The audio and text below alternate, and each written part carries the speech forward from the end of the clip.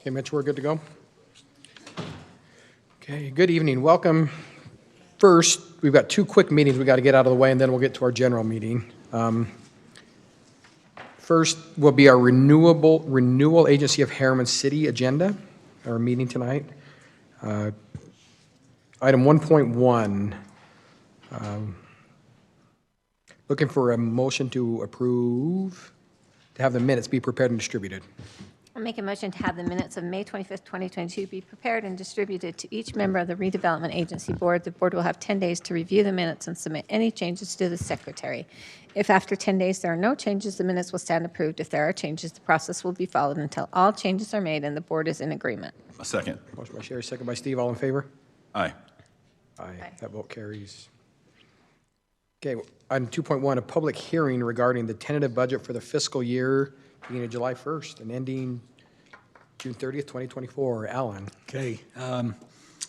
As you know, the CDA and the city are kind of separate entities, but we report them all together as what they call blended component units. So we are holding a public hearing for each of these CDAs budgets, as well as then we'll have them later as well in our city budget. So what we're looking for here is we'll have public hearing for 3 budgets that have been published, which is the Harriman Town Center CDA, the Harriman Business Park CDA, and the Anthem Town Center, or Business Center CDA. Actually, there's a 4th, an Innovative District CDA. So we've provided you those budgets, and they've been published, and so now we're looking to have a public hearing on them. Okay, perfect. Thank you, Alan. At this time, we will open the public hearing for this item.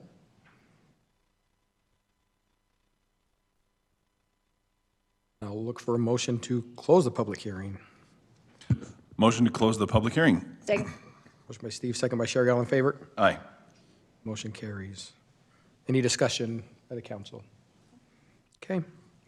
Look for a motion. Motion to adjourn the Community Development and Renewal Agency of Harriman City. Second. Motion by Steve, second by Sherry. All in favor? Aye.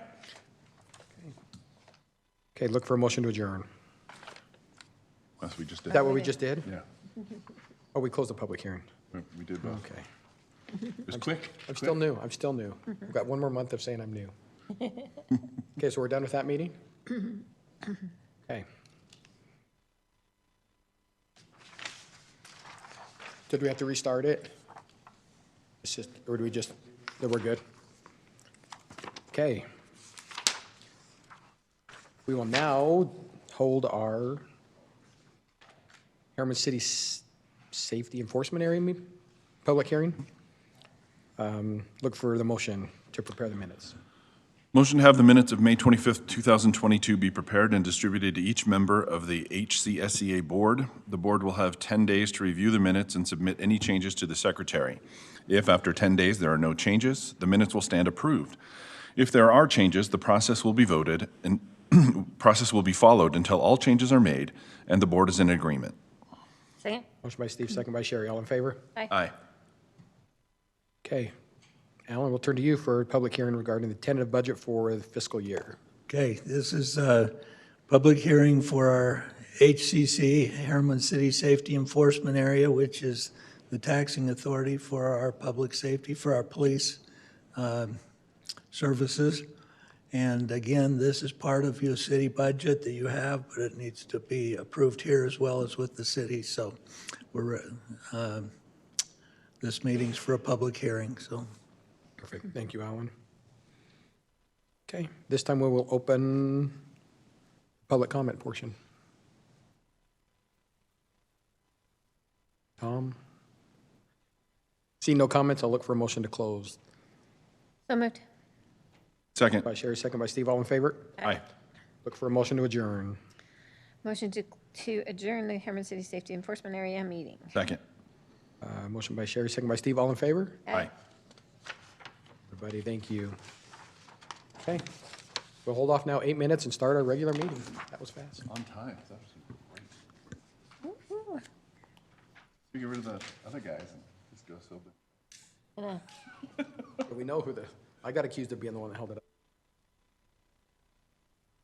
Yeah, I know, me too. Sometimes it's just when there's only 3 people to talk, it just goes faster.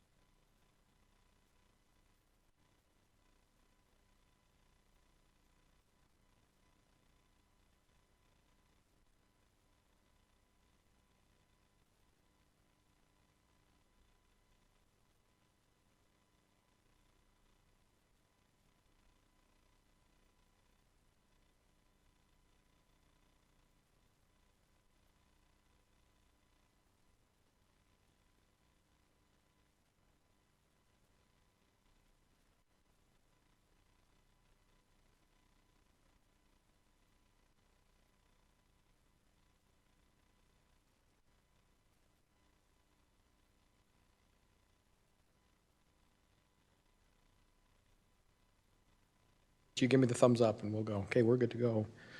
Good evening, everybody. Welcome to our city council meeting for Wednesday, May 25th.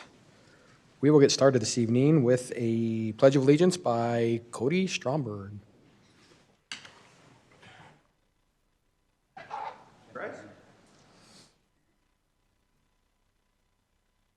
I pledge allegiance to the flag of the United States of America and to the republic for which it stands, one nation, under God, indivisible, with liberty and justice for all.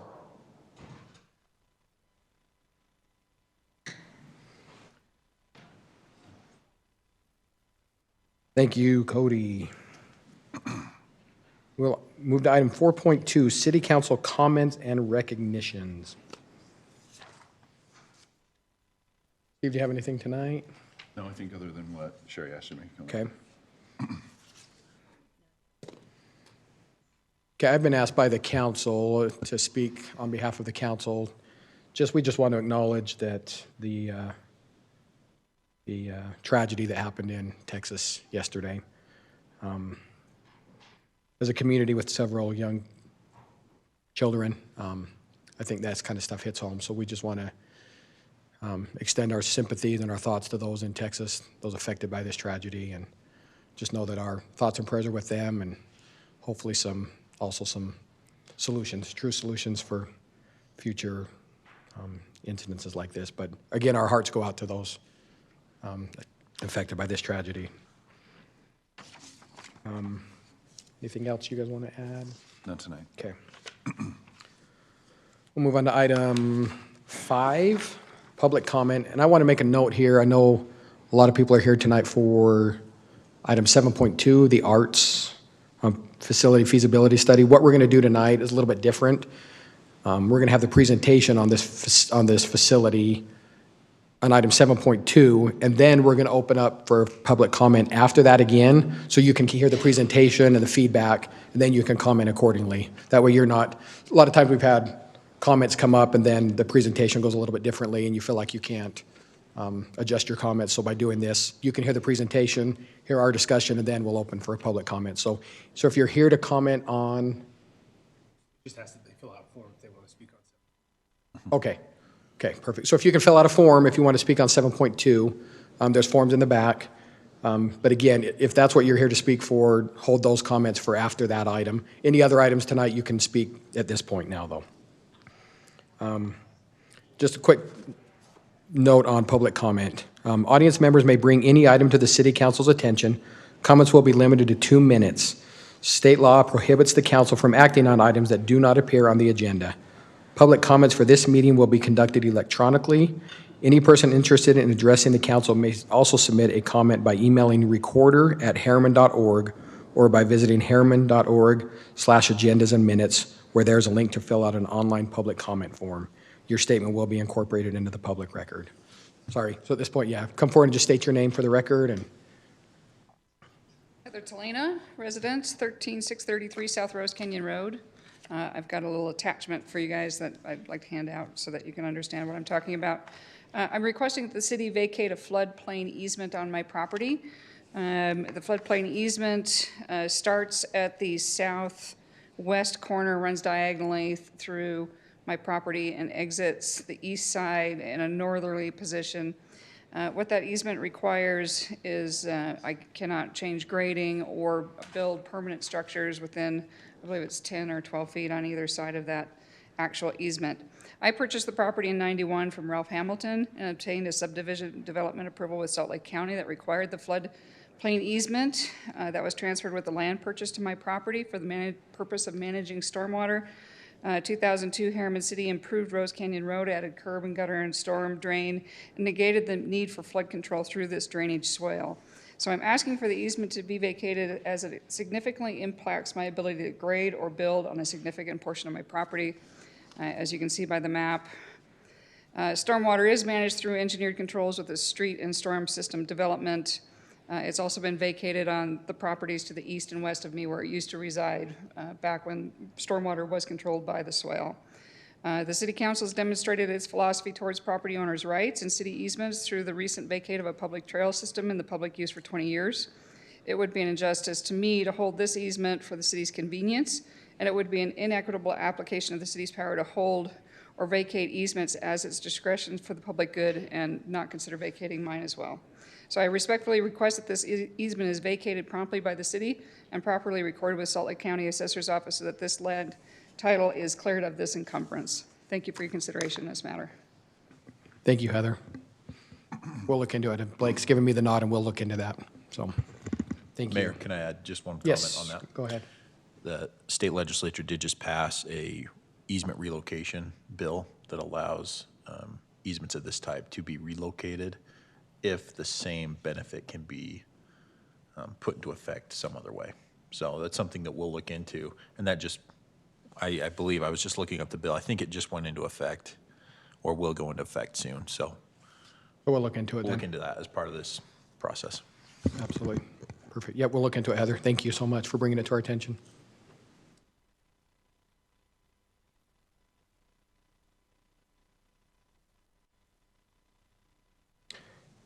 Okay, with this point, we will close the public comment at this point. We'll move on to item 6, City Council Board and Committee Reports. Steve, do you have anything tonight? Just a quick update in reference to recent Art Council meeting. The Arts Council did formally appoint a 7-member board, including a chair, vice chair, secretary, and treasurer. So all of those appointments are now officially done. They'll be submitting that to us.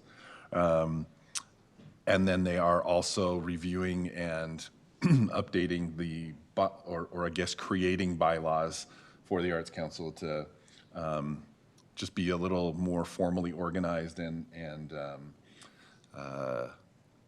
properly, I guess, overseen by their own rules that they get to have the chance to make up. So they're working hard on getting those completed. They have a meeting scheduled for June 9th to review that as a group and hopefully get those done as well. So it's good stuff. Thank you. I went to the Trust Committee meeting. Most of it I reported in the work meeting, but just for the public's benefit, they've asked that the council relook at the ordinance that kind of governs the trails as far as they're concerned about golf carts being used on trails. Wanted to clarify exactly what type of electric bikes and things like that can be used on our trails. So we're going to be hammering through that to try and clean up some ambiguity in there, that there's just some confusion about exactly what is allowed or what isn't allowed and what's classified as motor vehicle or what is not. So we're going to start working towards that. I was absent from City Council meeting 2 weeks ago. I was at our public hearing for the Water Board. We've passed our budget, extended and approved the different rates. There was an increase of water rates for Harriman, for base rates for Jordan Valley, primarily due to costs. I mean, everything, any inflationary costs that are affecting us in our household are also affecting all the businesses that are trying to operate. So there is some inflationary increases in costs. And we moved to stage 1 of water conservation. So last year we were at a 0 because of storage and capacity that we had in different reservoirs. This year we had to move to level 1. And there is no mandatory restrictions right now, but there is heavily encouraged to really scale back on water use. Please be careful of your outdoor water use. It's recommended right now. It's supposed to get hot, I think, the next couple of days, but I think it cools off again next week. Right now, we're just once a week. I think I've watered my lawn 2 times all year, and it's fine. It's hanging in there. It doesn't look super pretty, but we're not in an environment where we can have super pretty green, lush lawns right now. So please be cognizant of that and really try hard to scale back. If you see, especially on public property, I know we have been asking as far as city property that if you see a broken sprinkler head, please notify us because those happen, those get bumped off and people don't even know it. And then you have a geyser going. So if you are out and about and you see those types of things happening, please notify people, the property owners or the city for sure if it's in one of our parks or something that, so we can really be cognizant of our outdoor water use and we can, I keep thinking, they keep saying we can make it through this drought, but the fact is, the reality is that we're always going to have a water shortage here. We live in a desert, and that's the way we should be planning our landscapes and our water use. So let's try and move towards that. Thanks. Thank you, Sherry. I've got a couple things to report on tonight. We had Regional Growth Committee on Thursday morning. Basically, they've been working with staff on the regional transportation plan, but I think they do it we've been told they do it every year or two, so I'd like to get ahead of it, so we're going to have a work meeting to kind of look at that regional transportation plan. That dictates really where all the funding goes, I think. And I think having council's input on that, where we would like to see our efforts focused, I think we need to start lobbying more for, I think we've been behind the eight ball a little bit on as far as getting our message heard, as far as what our needs are out here. Agreed. So we'll be working on that. A lot of focus on station area plans, which doesn't affect us. There is a push again for tracks to come down along the last plans, because UTA also has their own regional transportation plan. So UDOT has theirs, Wasatch Front Regional, then UTA also has their own.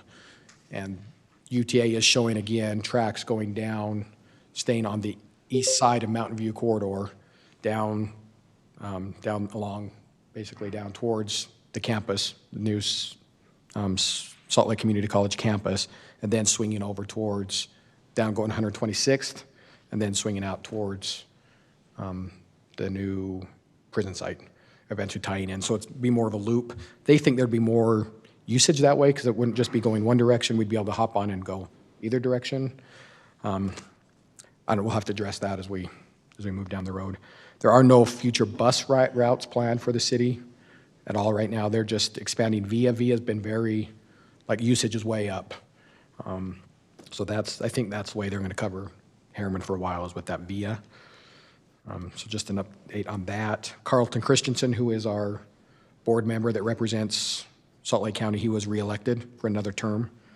I think it's a 3-year term, so he was reappointed unanimously by the COG at that point as well. So this was COG, sorry, I'm moving into COG. They were right back to back.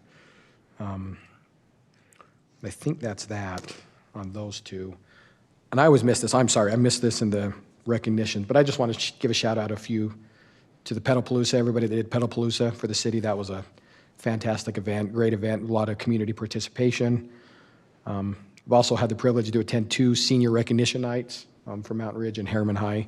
They kind of use that as a special night to recognize the seniors above and beyond their graduation that are getting certain scholarships. So I've attended Harriman and Mountain Ridge both, and there's some smart kids in this community. And not just smart, they recognize those that have gone above and beyond with service as well. So there were a lot of great young people recognized. So a lot of graduations coming up. I think that's all I have. So we will move on to item 7.1. Butterfield Canyon Trailhead and Trail Update. We'll start with Wendy.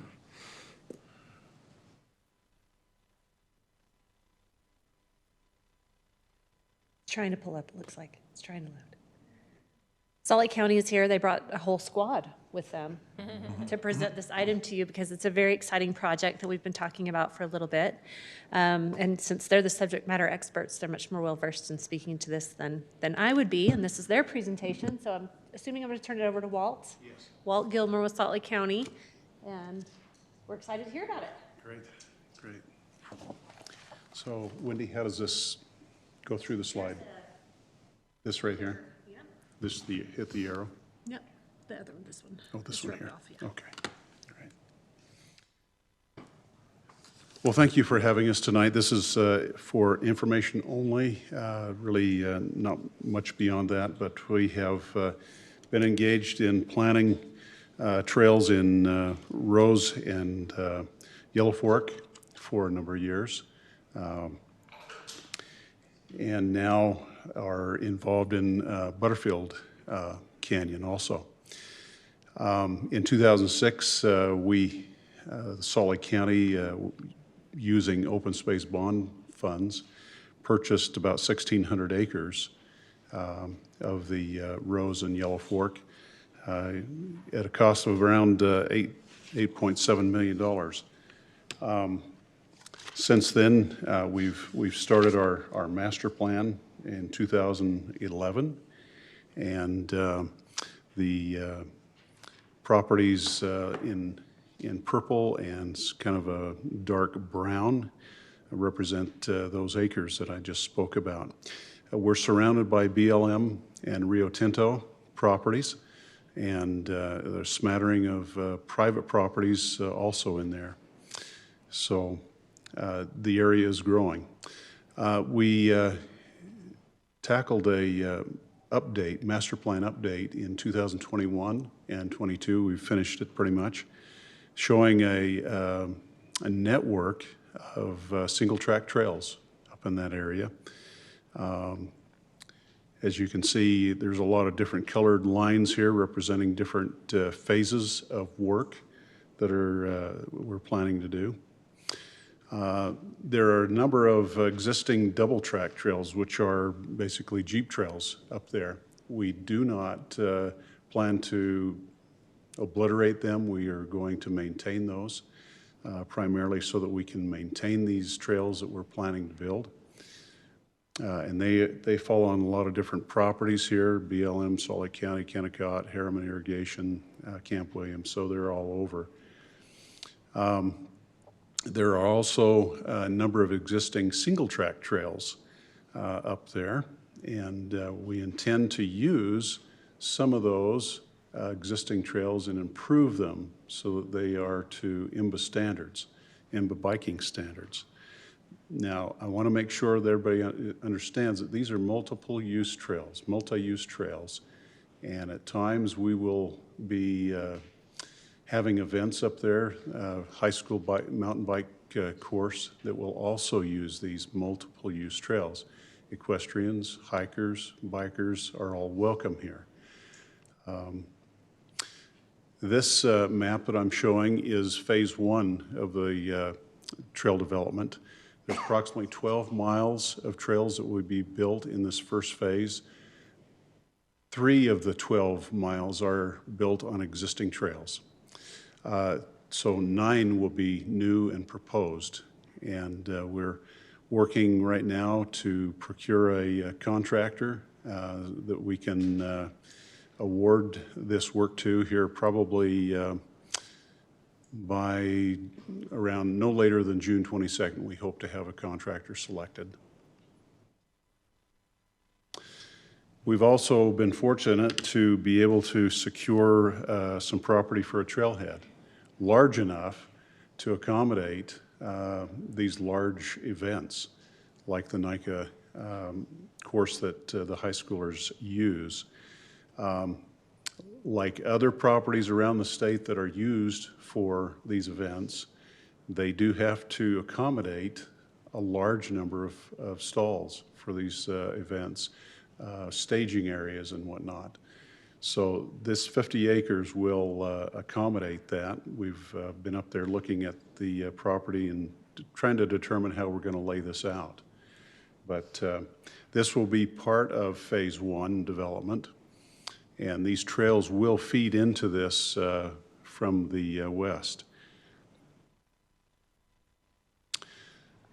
We're estimating that the cost of phase 1 development, which would include the trails and the trailhead development, is about $1.2 million. And as soon as we're completed with that in next year, in 2023, we'll go on to the second phase of our implementation, which is still to be determined. We haven't looked at those trails. We know there's roughly 20 plus more miles in phase 2 that we're going to build further up into the canyon.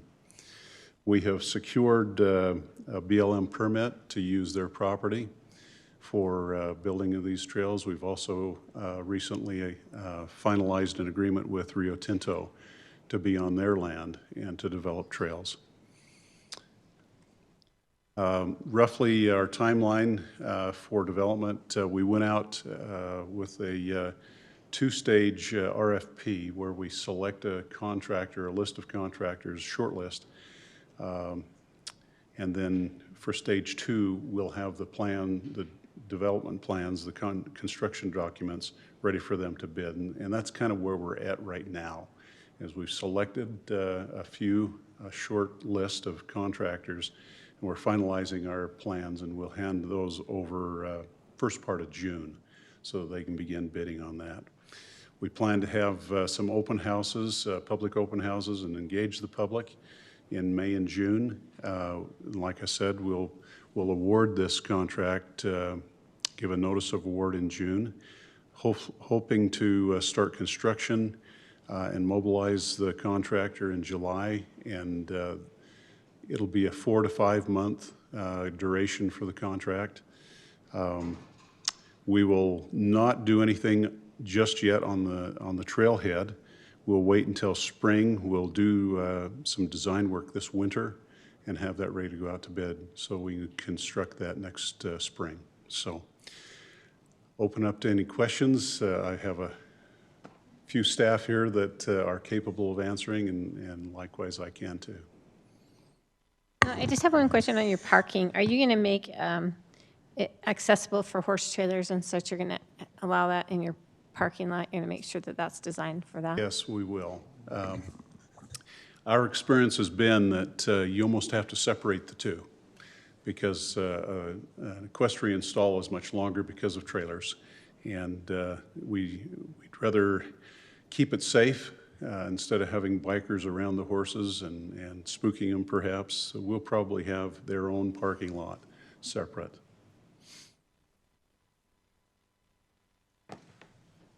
No, I'm a big fan. Well, you made a presentation in our meeting a couple weeks ago, and I appreciated your foresight, the great plans that the county have for recreation development all around, and this is a much-needed amenity for not only the county, but especially the side of the county. Yeah. And we love that you guys are doing this out here, and excited to see this trailhead be finished and these bike courses going on and competition happening. We just couldn't be happier. Good, good. Thanks for everything. Thank you all. We appreciate the partnership. Look forward to this. Thank you. So, and thank you for working with Wendy. So Wendy does. I'm just saying it's. No, we appreciate it. I know that you guys work closely, and we appreciate you working with. They will be doing some public engagement, like Walt talked about, at our Hungry Herriman and Farmers Market this summer. So you'll see Liz probably out there taking all the feedback and. Perfect. Great. It's a great crew. They're a good crew to work with. Okay, so Let us know how we can help with engagement, get the word out, because I think this community is going to be excited about this amenity. So. All right, moving on to our feasibility study for our arts facility. As you all may remember, this was part of an MDA agreement. We're fulfilling something that was in an MDA in the Mountain Ridge development. This feasibility study was paid for by a private donor. The city didn't expend any funds on it, which was really nice. And we found a great partner, Invictus Advisors. And Brian is here, as well as Todd Kelsey from Method Studios. And I'm going to turn the time over to them.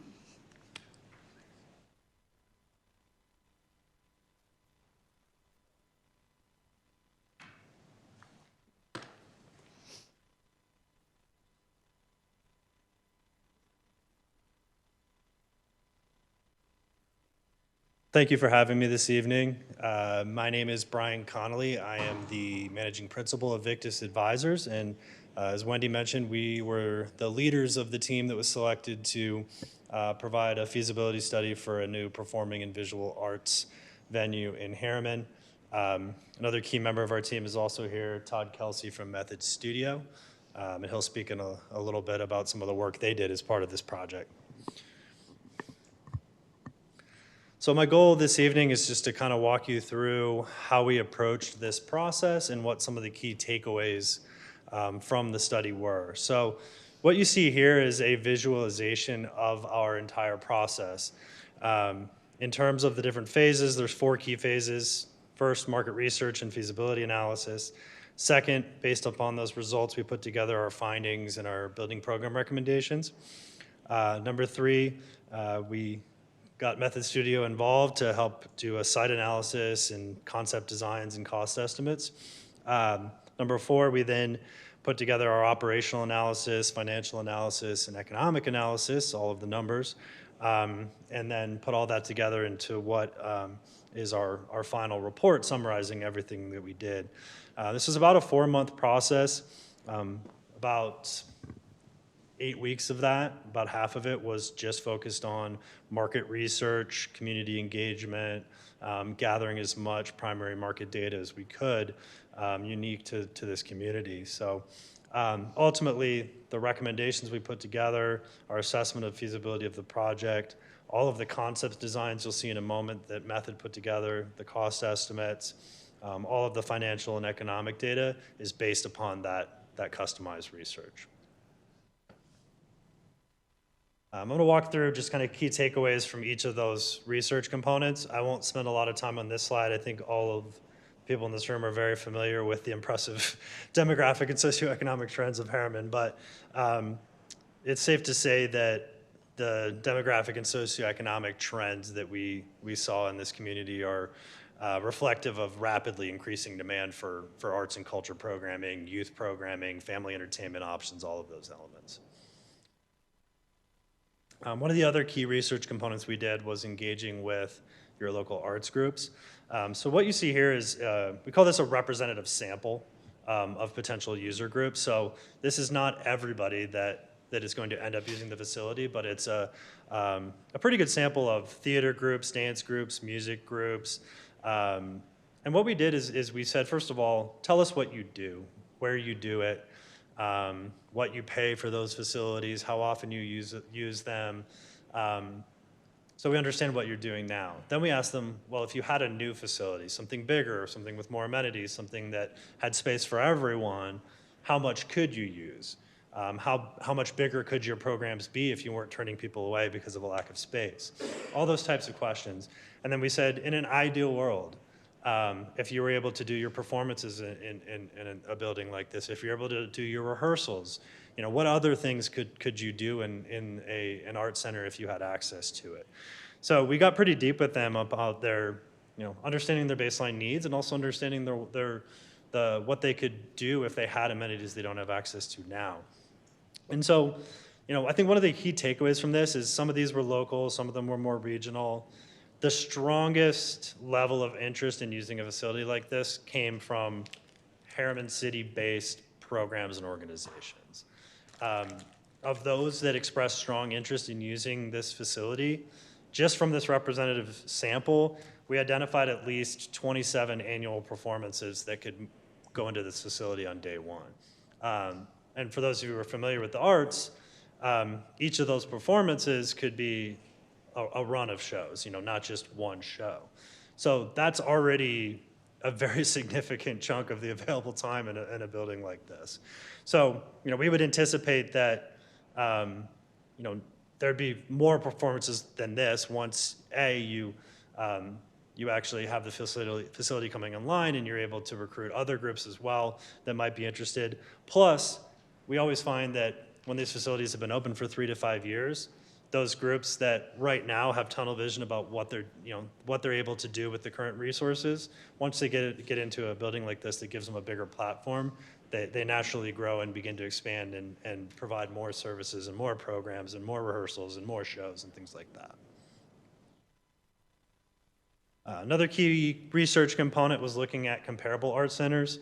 The 5 that we narrowed down to for this analysis were Centerpoint Theater in Centerville, Covey Center in Provo, Heritage Center, which is in, sorry, I'm blanking, Southern Utah, Mid-Valley in Taylorsville, and then Rose Wagner in Salt Lake City. So, some of the key takeaways from looking at these facilities, we also interviewed each of their operators and got a deep understanding of what they thought they did right when they built it or renovated it, what they would have done differently, what the recommendations for this community would be. On average, they have about 620 seats in their main theater, typically split on 2 levels, so you can go half house for smaller shows. You can see at the upper level as well. They all also have 4 out of the 5 also have a black box theater, which is a smaller theater, typically 150 to 200 seats. And it can be organized in any way that you can imagine. You can move seating, you can move stages, you can make it interactive, you can use them for shows, you can use them for rehearsals. And then another thing is they also all have a lot of what we call flex rooms. And in community arts centers like this, flex rooms are really important because they give you the ability to do lots of different programming. They can be used for rehearsals, they can be used for community events, they can be used for classes and camps and all these different things that can be done in a community facility. We also looked at ownership models and operating models for these venues. So all 5 of them were publicly owned. The vast majority of performing arts venues in the country are publicly owned. And then 4 out of the 5 were also publicly operated. The one that was privately operated is Centerpoint. And it's kind of an interesting model because what they did is they turned the operations over to one arts group.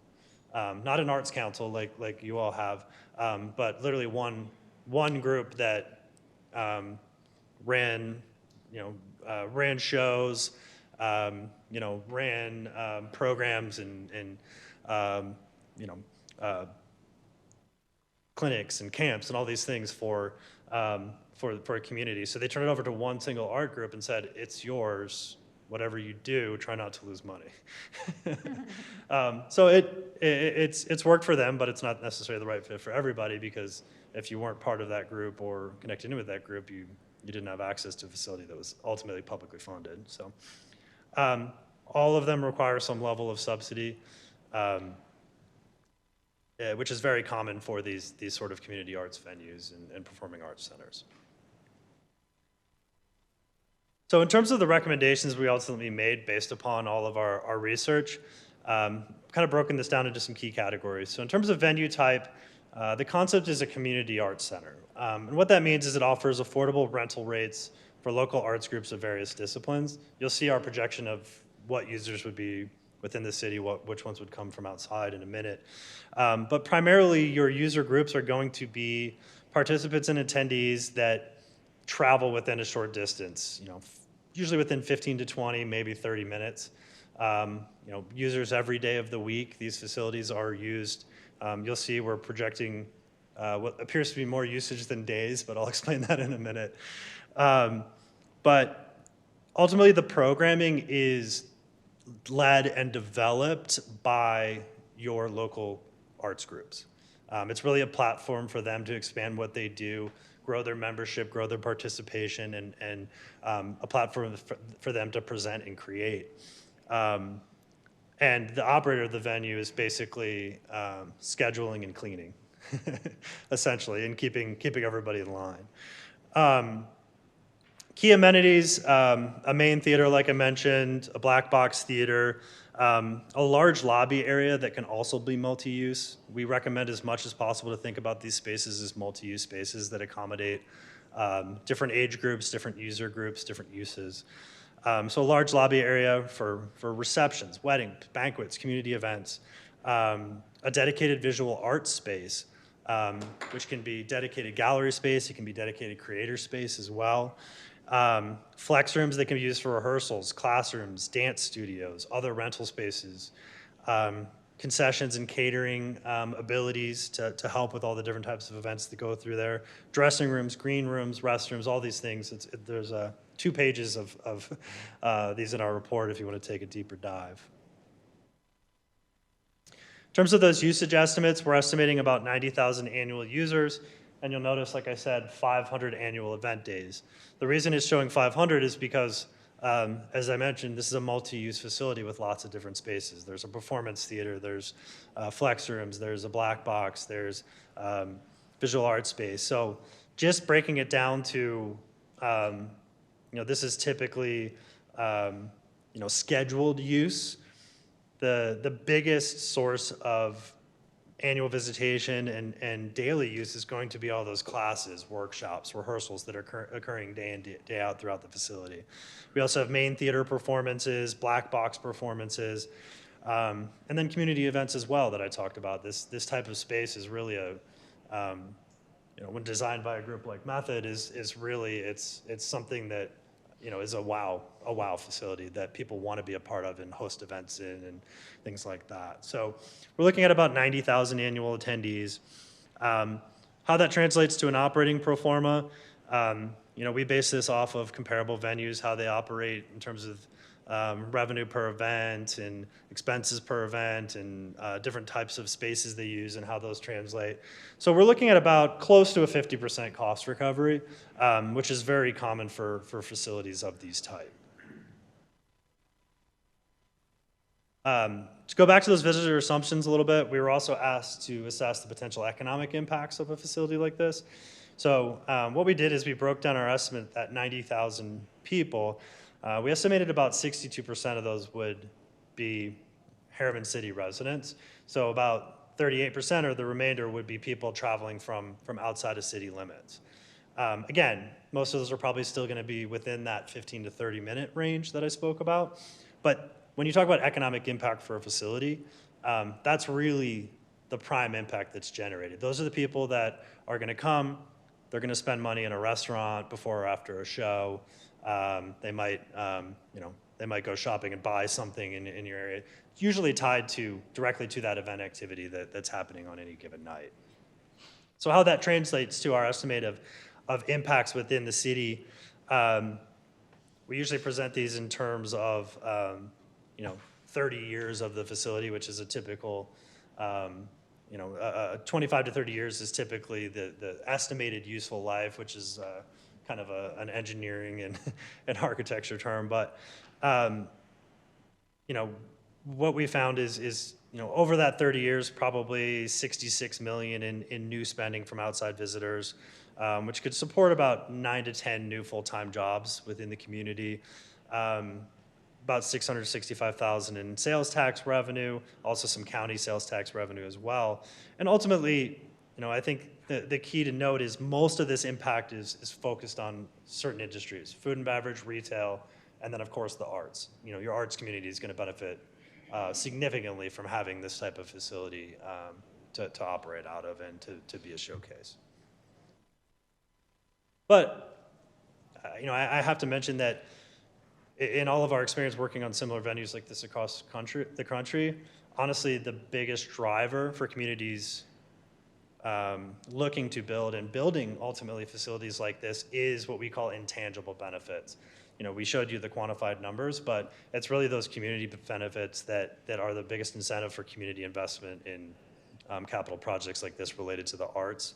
And there's a long list of those. Some are things we've observed, others are studies that have been put out, but these types of community facilities can increase community pride, provide more entertainment offerings, more cultural opportunities.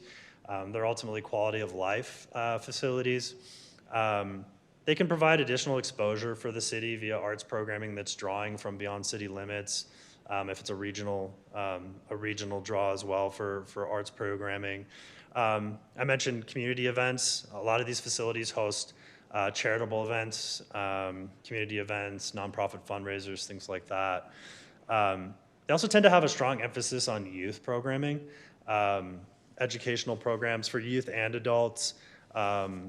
And then, as I mentioned, some of the studies that we've gathered over the years, there's been links for youth that participate in the arts, that it correlates positively with their reading, writing, and math skills.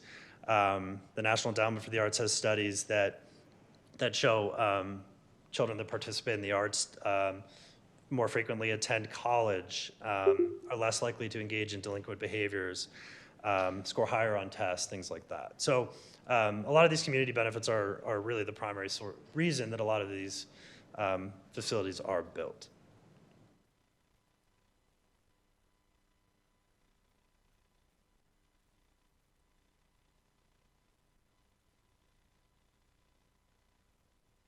Yeah.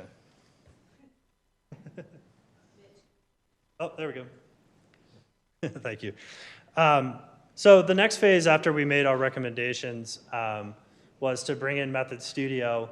And we identified about 7 different sites at various locations throughout the city. Method analyzed them, and with our help and meetings with the city, for purposes of this study at least, we narrowed down to what we're calling a recommended site that we're using for purposes of developing a concept, overlaying that concept on a site, showing you what it might look like on a site. And so for the remainder of this discussion, that's going to be the Harriman Town Center. And I'm going to have Todd come up now and talk a little bit about the process they went through. All right, thanks, Brian. So what we did was we took all the programming recommendations from Victus and we did a test fit on it. And that's what you're seeing here. It's 85,000 square foot project. About 70,000 of that is the main level. The remaining is a second level, so there are 2 stories to this proposed venue. Ideally, for performing arts venues, you want to have, all your venues accessible. Scenery and props can transfer from one space to another easy. You want to share and optimize concessions and other building amenities. So most of the programming is on the main level. There are 6 larger main programmatic components. The 2 biggest are the main 600-seat theater that you see on the kind of green square on the left of the page. The other one is the studio theater, which is the blue square on the right. And then there's 4 flex studios that support both of those theaters with rehearsal space, but can also flex into multi-purpose.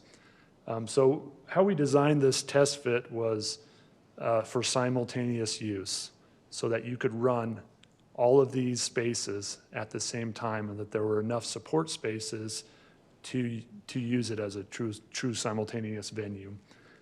What you're seeing with the blue line in the middle is kind of the front of house, back of house divide that you see and want in performing arts venues. It keeps the public out of the actors' realms. There's also a visual arts component to this on the second floor. And then also some recording studios on the main level. So we did the test fit. We had to do the test fit first to confirm the initial square footage assumptions in the program list. And then we were able to plug it on a site and make site recommendations. So what we recommended is about a 6.16 acre site. That includes parking, a little bit of space for landscape. And we overlaid that onto this preferred Harriman city center site. To see how that would fit. Now, there is opportunity if the project moves forward with shared parking to reduce that 6.16 acres, maybe down to 3.5 to 4 acres. This looks at it with the full 6.16, but with the option to potentially use some of that for retail. So what you see in the middle there is just outside here. If you take a look on your way out, there's a big field right out there. It's centered around the concept of having a connection to the city hall, to the Jalen Park, to the existing amphitheater, to try to create synergy with all of the amenities that you already have here on the city campus. What we did after we did our initial site planning is we started to look at massing and plugging the programmatic elements on site and seeing how that could flow with the rest of the site. So what you see here is a diagram that shows the large massing blocks. You see the names of some of the spaces, and then you can see how the public starts to flow in and out of the building. What we wanted to do was push this venue right to the road. We didn't want to have a large parking mass in between this venue and all the city amenities. So we pushed it right to the road. Parking can happen behind it or to the north, or the shared parking around the ring road. It also starts to make a nice connection to some potential future developments that could happen in the dirt space just directly west in between the ice skating rink. From there, we started to give it some mass and some form. This starts to inform, the size and the scale of this project. These type of spaces require lots of volume in them to accommodate acoustics, performance, fly towers, different things.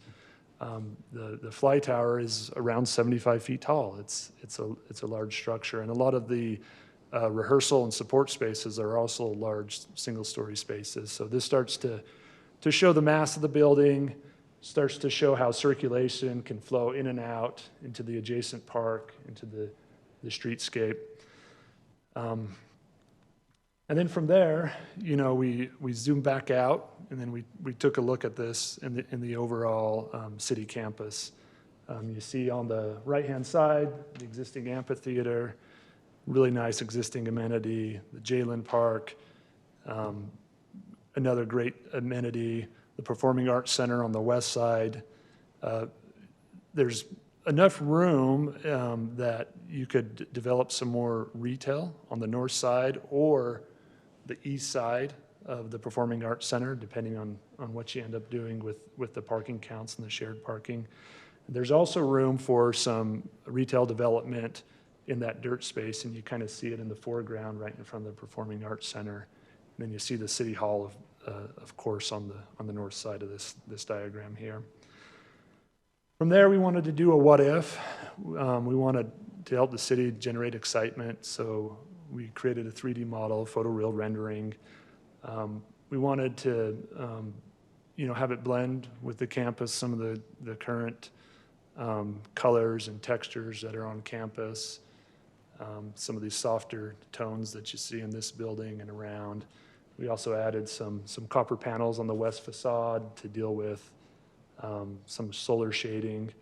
And we just wanted to generate some excitement for this project with some of these photoreal renderings.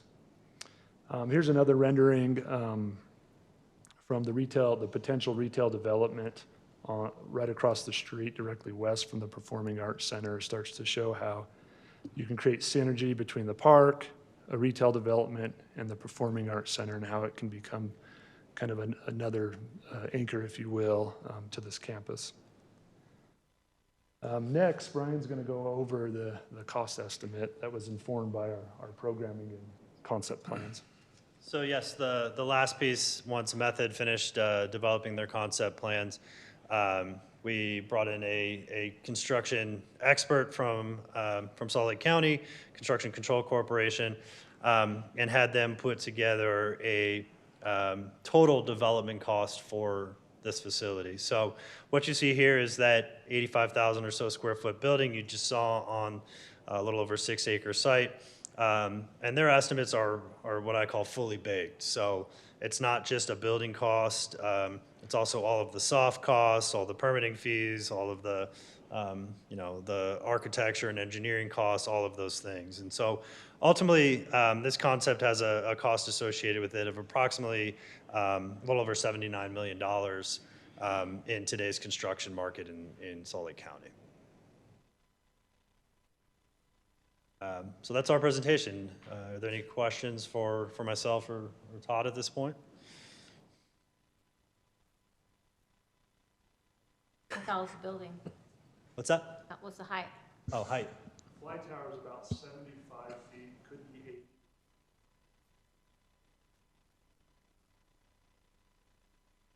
80. Can we do it for $1 million? You can always try. I had to try. We're saving a few pennies. Thank you for your presentation. The whole reason I'm late is because I'm in Sandy Amphitheater watching a kid dance, and it's a very needed thing. As you said, we have over 500 booking dates that we can do today, right? And that's in the scope and the blinders with these, with the tunnel vision these groups have currently, which is, this could be a massive amenity for everyone in the community, South Valley, everywhere. So you guys have done some great work on it. Thank you.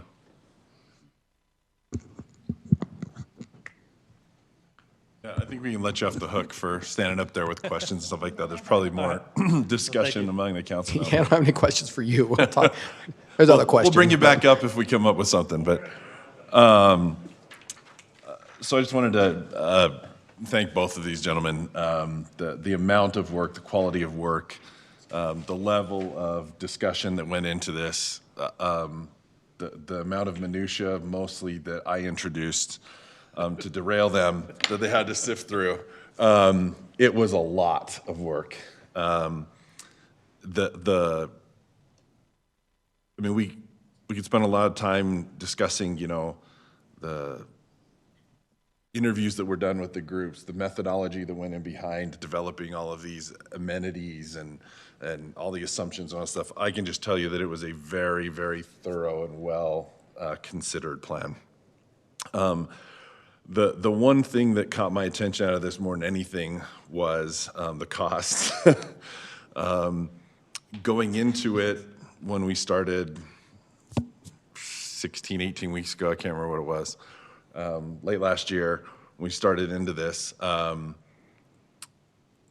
know, we had looked at the Mid-Valley Center that had just recently been completed, and I think that they had estimated that to be about just under $500 a square foot for construction.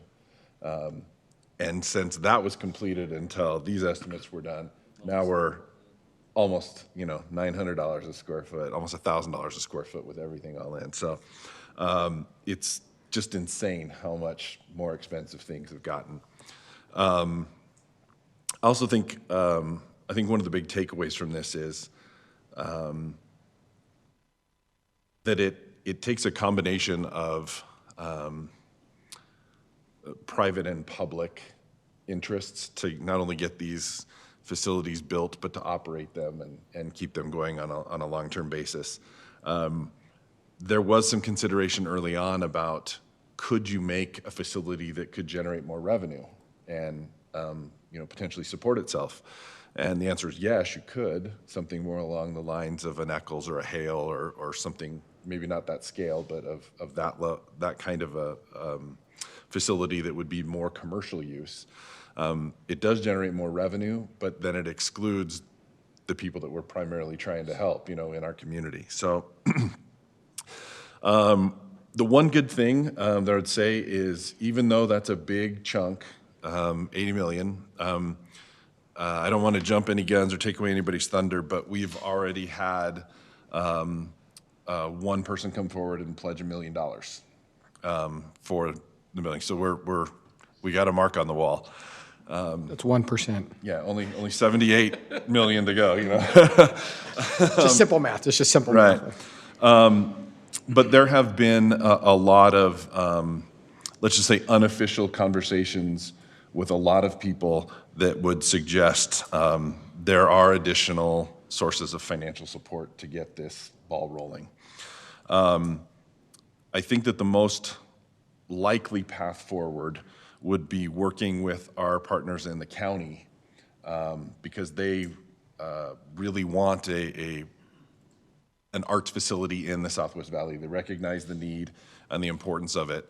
And just like with the Mid-Valley, they did provide the lion's share of the construction costs and the ongoing operations of the facility. So there's a lot of discussions and having a lot of work to be done before we can go from concept to implementation. But I think there's a lot of positive energy, I guess I would say, and interest up to this point that I think at least having this gives us something to go out and show people that we're prepared for and ask for their support in, I guess is what I would say where we're at now. So I don't want to take up too much time, but I'm super excited.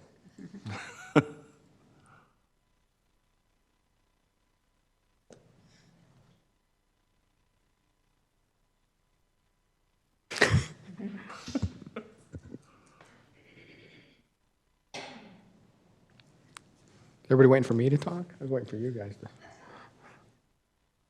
I mean, I'll say this. I mean, I know a lot of you are here for this. I love, you know, I'm a huge fan of the arts. I like to think big. I'd like to think big. I would love to see this happen. I mean, that's, of course, it's not just the funding it originally, but it's the O&M every year. I think we know where our budget situation is right now. I don't think we can afford $500,000 as a city right now to to subsidize this.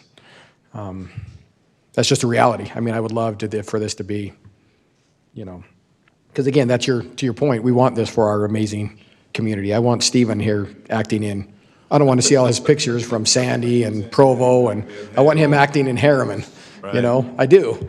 He's one of the best out there. I believe that. So among others, I would love to see him here. Agreed.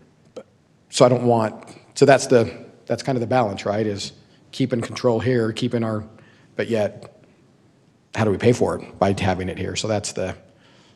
And Mr. Mayor, I would say balancing that I think there's a very potentially lengthy conversation to be had about the analysis that went into the financial modeling and, revenue sources and how that's all driven and some of the, assumptions that went into these numbers. But I don't think that the idea would be that this would be Herriman constructed, owned, and operated and subsidized, if that makes sense. I don't believe there's a path forward with all of those things being Harriman City, if that makes sense. Please, yes, please. It wasn't in our 15-minute presentation, but there is an entire section of the report that goes on a deep dive into potential partnership opportunities. So our perspective from the very beginning was, we expect that the city would have a certain amount of resources that could go towards a project like this, but ultimately, for venues like this to be successful in Salt Lake County, there typically are various types of partnerships, whether they're public-public, whether they're public-private. And those partnerships are focused on not only getting it built, but also making sure the operations are sustainable. So there is a rather deep dive into that contained in our report as well, as Steve alluded to. So I'm assuming on that total $80 million cost, the land was not in that cost? No. Right, correct. So that would be a gift or a transfer of land or cost on that? Probably a cost, yeah. That's Rosecrest property there. Oh, that's Rosecrest, so is that town center? Okay, we don't own that, town okay. center. So I'll have to figure that out, but yeah.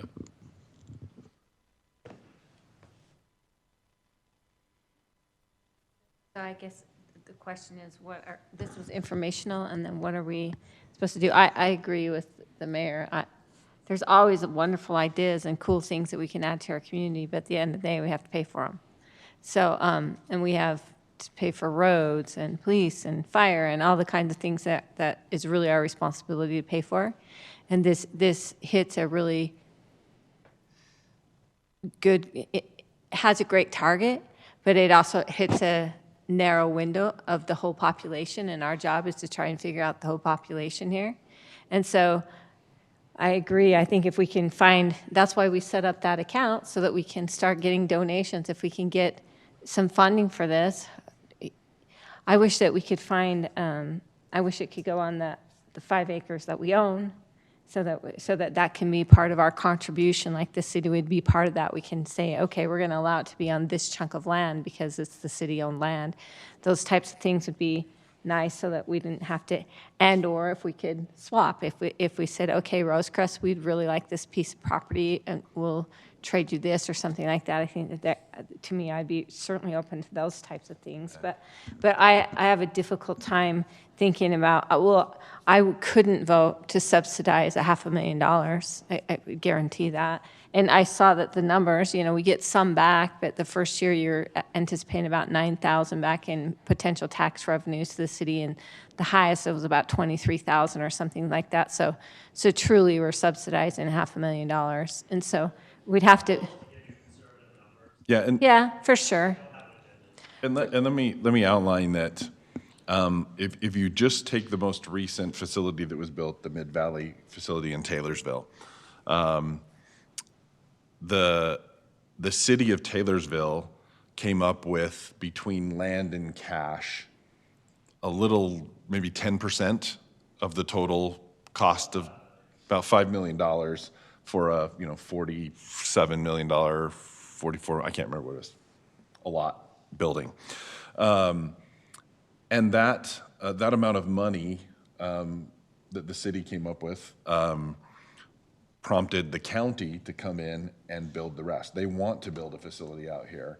and they're interested in building a facility out here. Now, whether it's this particular vision on this particular piece of property, or whether it's a slightly different version and it's in Daybreak or it's in Riverton, or, you know, there's other options out there. This isn't the only one.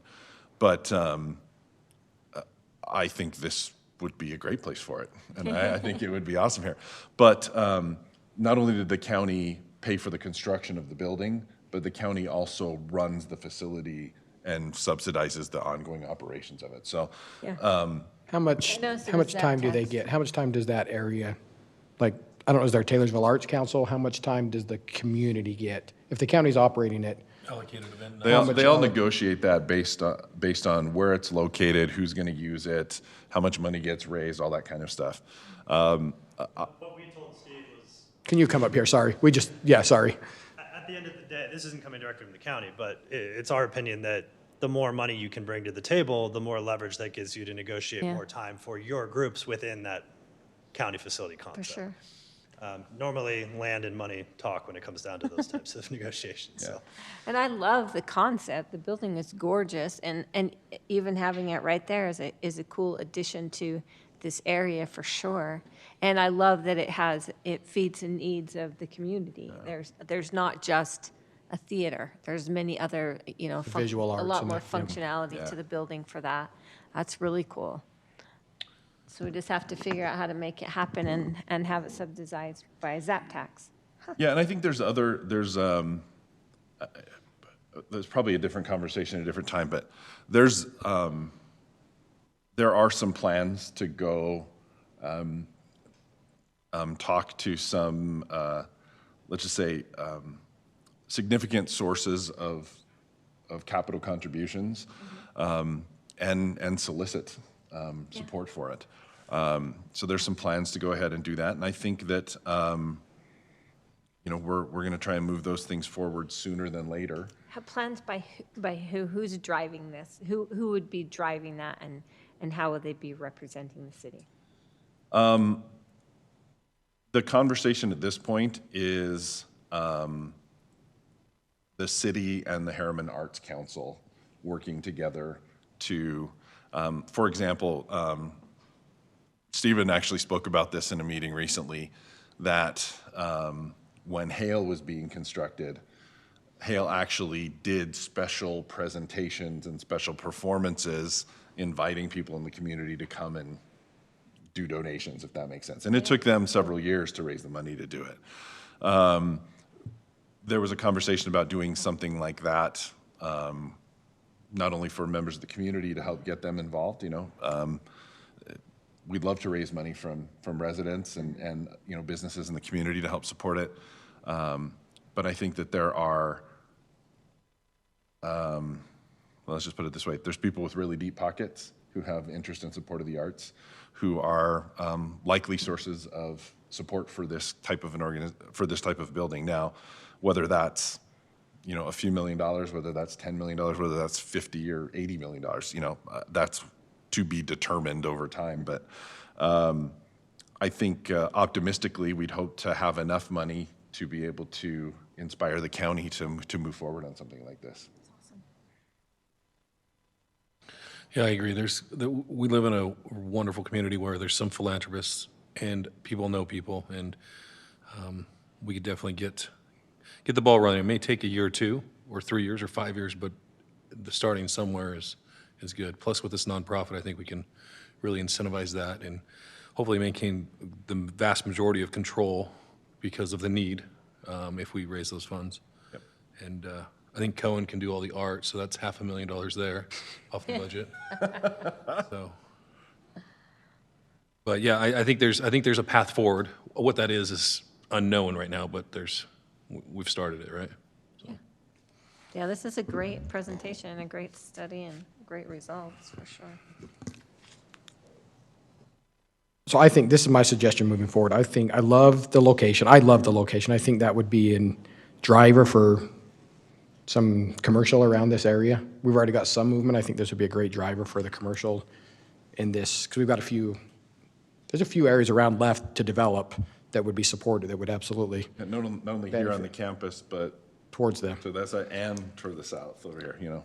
So this, I think we need to look at conversations. I would, if nothing, if we can't, financially, you know, I mean, I think I'm being obvious when we don't have a dime right now. I mean, when we had an electrical issue that was $100,000, it was a, no, we didn't know where to get that, you know, out there. That was a big issue, just not even knowing where to get that.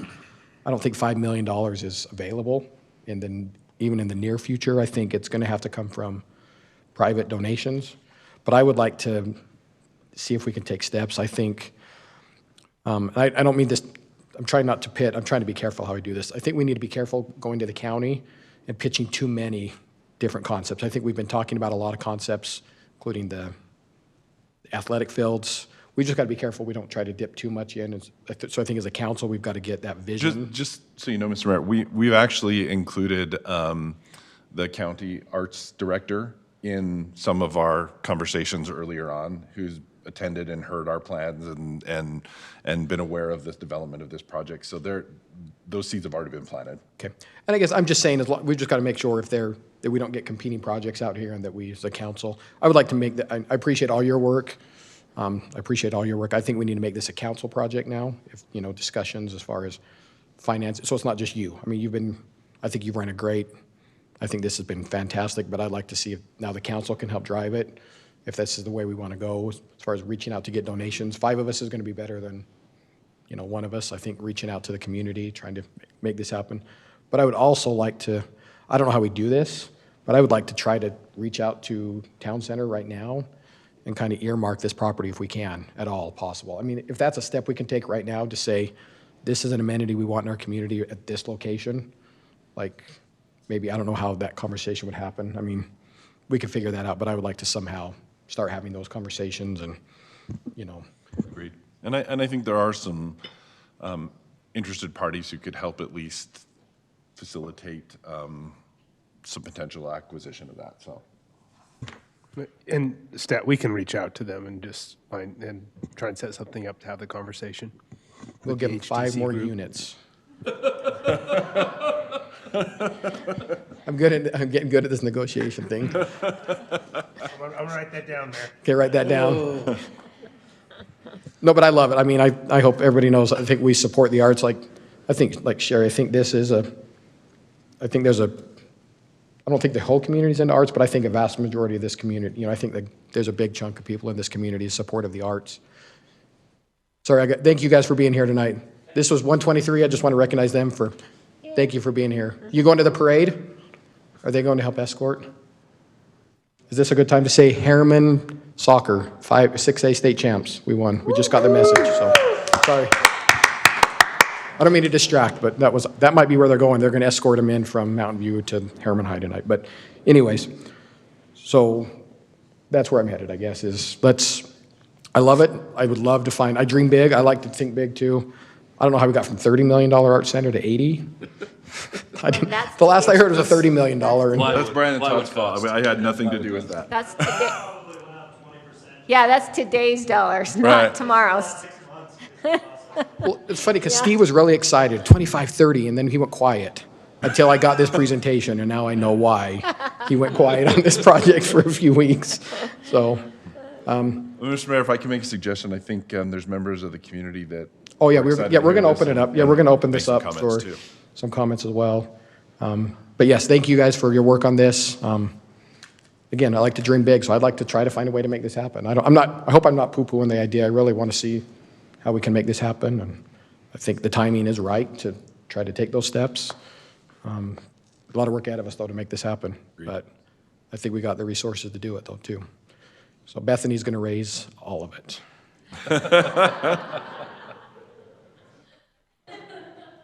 She told me that. Okay, so at this point, It's a lot of shoot for cupcakes, 100. man. a lot of flowers. I'm going to need flowers delivered every day to my wife, so. I might as well just donate it, right, instead of making you do the work. Okay, so this time we're going to kind of open a second public comment. Don't have any forms. Oh, no forms, no comments? Oh, I'll bring them up then. Bring them on up.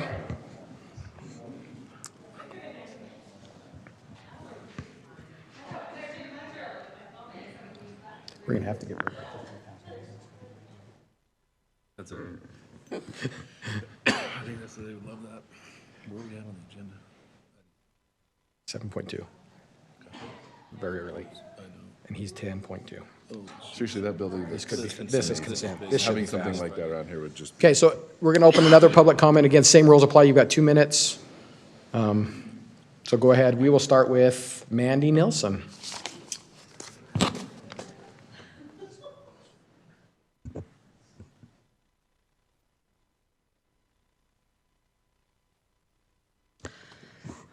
Okay, my name is Mandy Nelson. I need to turn this another direction. I'm one of those people that can talk forever, so I wrote it down so I wouldn't talk your ears off. I have enjoyed performing in the Herriman Community Orchestra for over 7 years. I am one of the percussionists. A visual arts center would ensure the protection of valuable percussion instruments and equipment the city has invested in. Currently, these instruments are stored in the basements of homes, with a few stored at City Hall.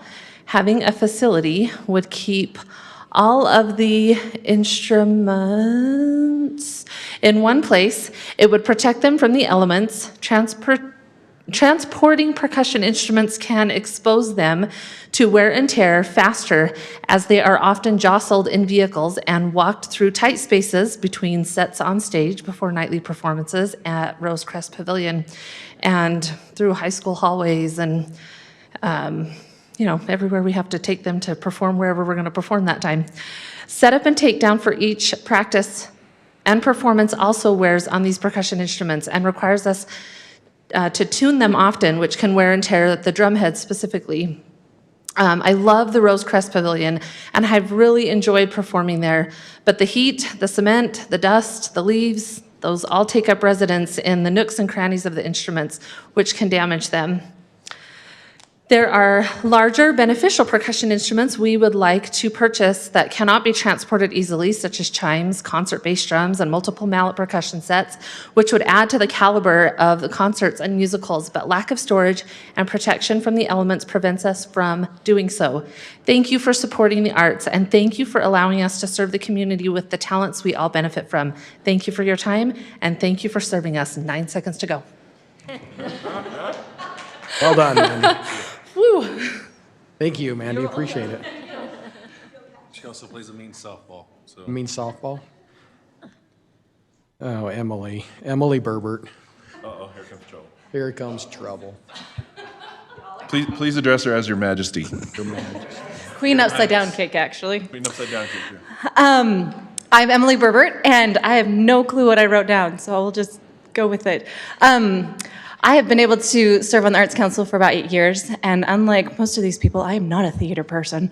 I am more of a business and finance mind, and so, and I've told Chris this for the last 9 years that we've lived here, that our community is definitely missing something. It's missing the ability for us to showcase the things that we have. The one thing I love about this facility is not that it's just a theater, like that it is multi-use. And I've heard that the other facilities are like, oh, they've tried to do too many things. I actually think this one is done very well. And that would be my only caution or con to the idea, is that the council really looks into making and utilizing all the space, that it's not frivolous, that it's very thought out, and I am 100% with everyone on the council that this needs to make sense financially as well. And I think that it can. I really do think that if given the opportunity, we'll be able to help the community to understand the need. I think that people will be supportive of it if we're just given the chance. And you're right, it may not happen within the next year or in the next 10 years, but the idea is just to try and get it rolling. I think it'll be a great amenity if possible. So thank you guys very much. Thank you, Emily. Judy McDonald.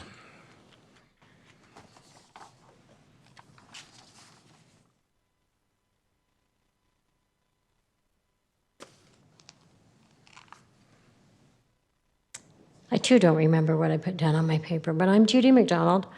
I play with the Harriman Orchestra, and I also enjoy watercolor and visual arts.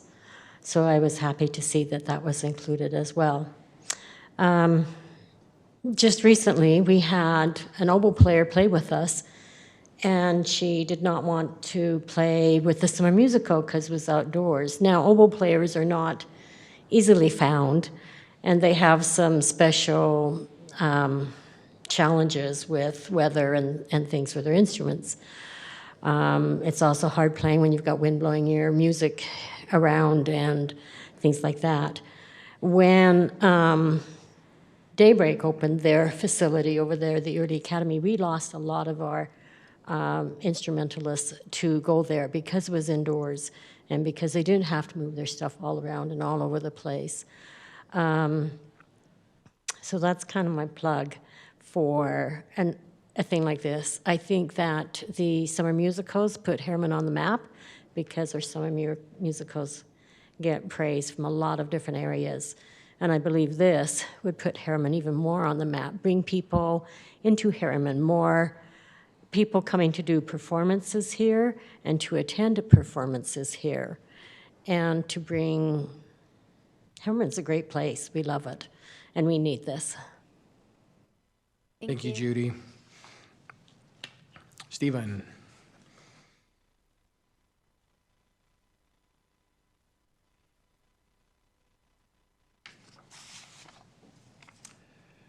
Hi, my name is Stephen Kerr, Harriman resident.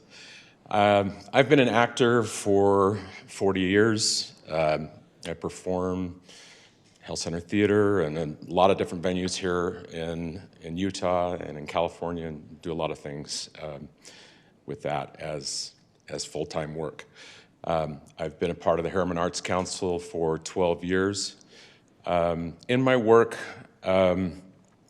with Health Center Theater specifically, I watched them as they went through this process moving from West Valley to Sandy, and I watched the city of Sandy specifically and South Jordan and other cities lobby to bring that theater to their city because the economic impact that it would have for their city. And I watched the city of Sandy also when they lobbied to go from performing at elementary schools and lobbied to get that amphitheater built that you just came back from, Teddy. That's beautiful.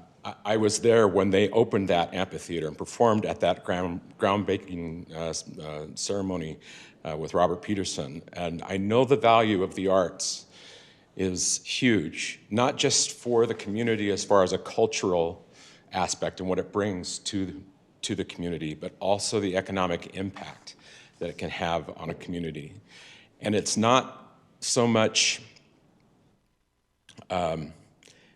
whether or not this would have an impact for Harriman, because I believe it will, but I think it's important that we realize that this project is going to happen somewhere. It's either going to happen in Daybreak or it's going to happen in Riverton, but I'd prefer that it happens here where I live in Harriman. So I'm hoping that we'll be able to find the donors to be able to help us to build this here where we live. Thanks. Thank you. Challenge accepted. That's all we needed to hear right there. That's right. And Bethany.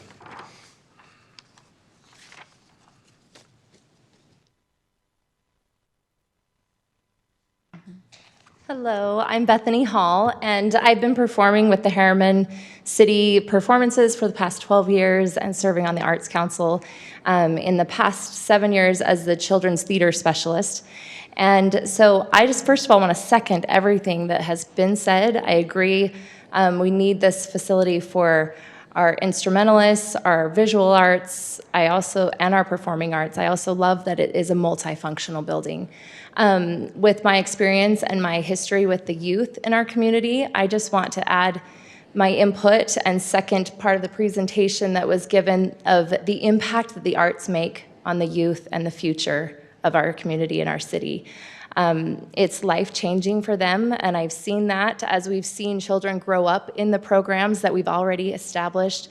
And in the past couple years, we've established even more youth programs because our community is growing so exponentially. We have more and more youth. We need more programs for them. And I'm running out of warm days to do them in.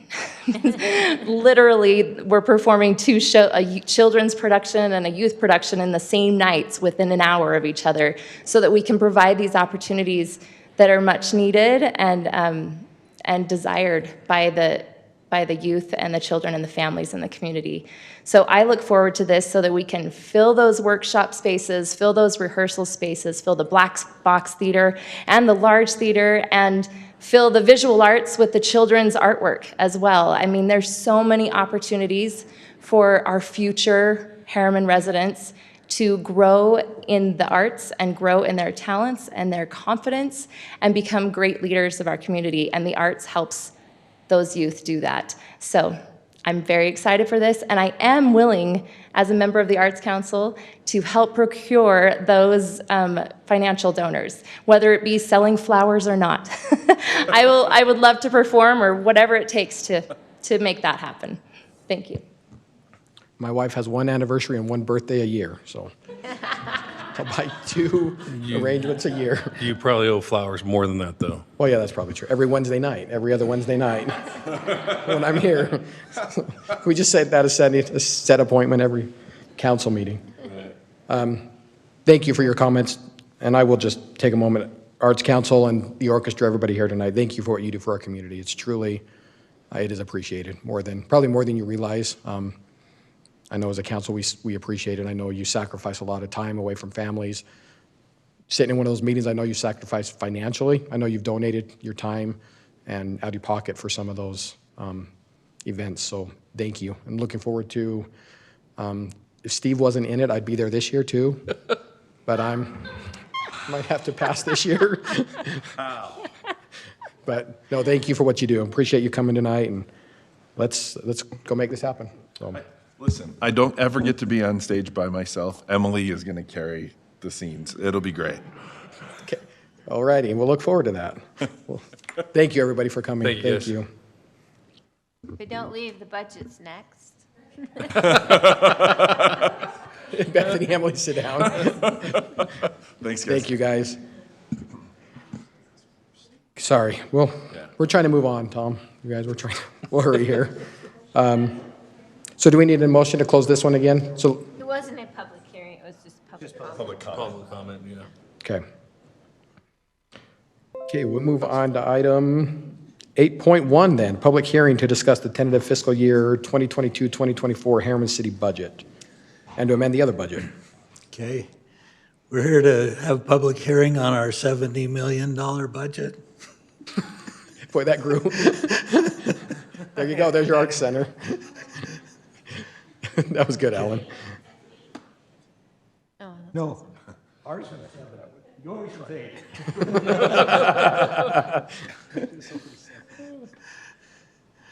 Okay. We've given you the proposed budget, and we've talked the last couple of meetings about some adjustments we've made to it. There's one more we need to make. The county is preparing to give us $700,000 for the FEMA ditch, is what everyone's calling it. Blake would have to tell you where that's at, but we would get that money and then we would be paying it directly out to the contractor that's doing the work. So our capital projects has an adjustment in it of $700,000 revenue and $700,000 of expenditures. So one thing just to comment on, and Tammy actually reminded me of this earlier, but our fire district is in the proposed budget that you're looking at, but we are not approving the fire district at this time, okay? So we'll have the public hearing this week. It would be on for adoption next week, but the fire district will not be approved until we do the truth in taxation and the public hearing for that on, I believe it's August 3rd. So with that, do you have any questions? Otherwise, we're on for the public hearing. Alan, when do we make our comments to you? Tonight? Can we make some comments tonight? Anytime After you the want. public? Should we do after the public? Yeah. Okay. I'll do that. Okay, so at this time, I will open the public hearing on the budget.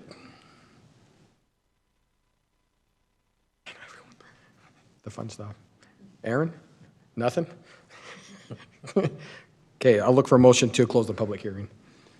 Make a motion to close the public hearing. Motion by Sherry, Second? second by Teddy, all in favor? Aye. Thank you, everybody. Okay. No one cares about the budget? No. Okay. They Any just know you do a good comments? job. The one comment I had that we had talked about, on the, I don't mean to pick on them, I'm gonna feel like I'm picking on the Arts Council now, but it seemed like there was an increase in the budget for the Arts Council. I guess I just want to make sure, and I'm not trying to sound picky, I'm okay with the arts budget increasing for, because I know they did the children and the youth out of some, over 2 years. They covered that because we didn't perform 1 year. So I'm okay with that increasing somehow. I hate to sound, I don't want the flying carriage. I don't want to increase it for that flying carriage. So I don't know what that amount is in there. I don't believe it is. So any contract, they would sign, it's really city money, so we'd have to sign it, and if it's the will council, we're not going to sign something for that. So look, if three of you say don't, when they bring us a flying carriage, we'll say do something different. So my only concern was it went up to about the amount that they were recommending that included the carriage. So I'm just making sure. It might be in there, believe it's but been- one of the things we've been discussing is the sound system, so I think that may end up going towards that. Yeah, it's all going to have to be revamped, but one of the things we talked about was the budget has been published and reviewed by the public and been out there, and we don't want to be making, nor do we have the time to be making big adjustments at this point. But if it is a contract agreement, it would be coming back to you. Right. I'm in favor of that. I don't mind giving them more money on the budget line item as proposed, but yeah, allocating those funds or releasing those funds for that purpose, yeah.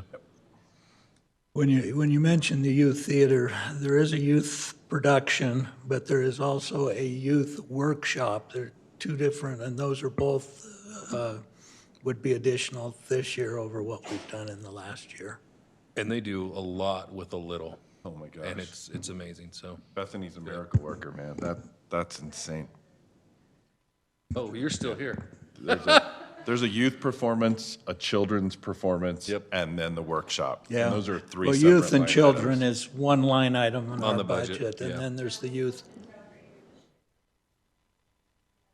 You added a different, so All okay, right, yeah. I don't remember doing that. Well, let me play the new, I guess for future year, I guess I'm concerned, I guess I felt like I hadn't had time to make my comments, and maybe I missed Yeah, that you opportunity. do.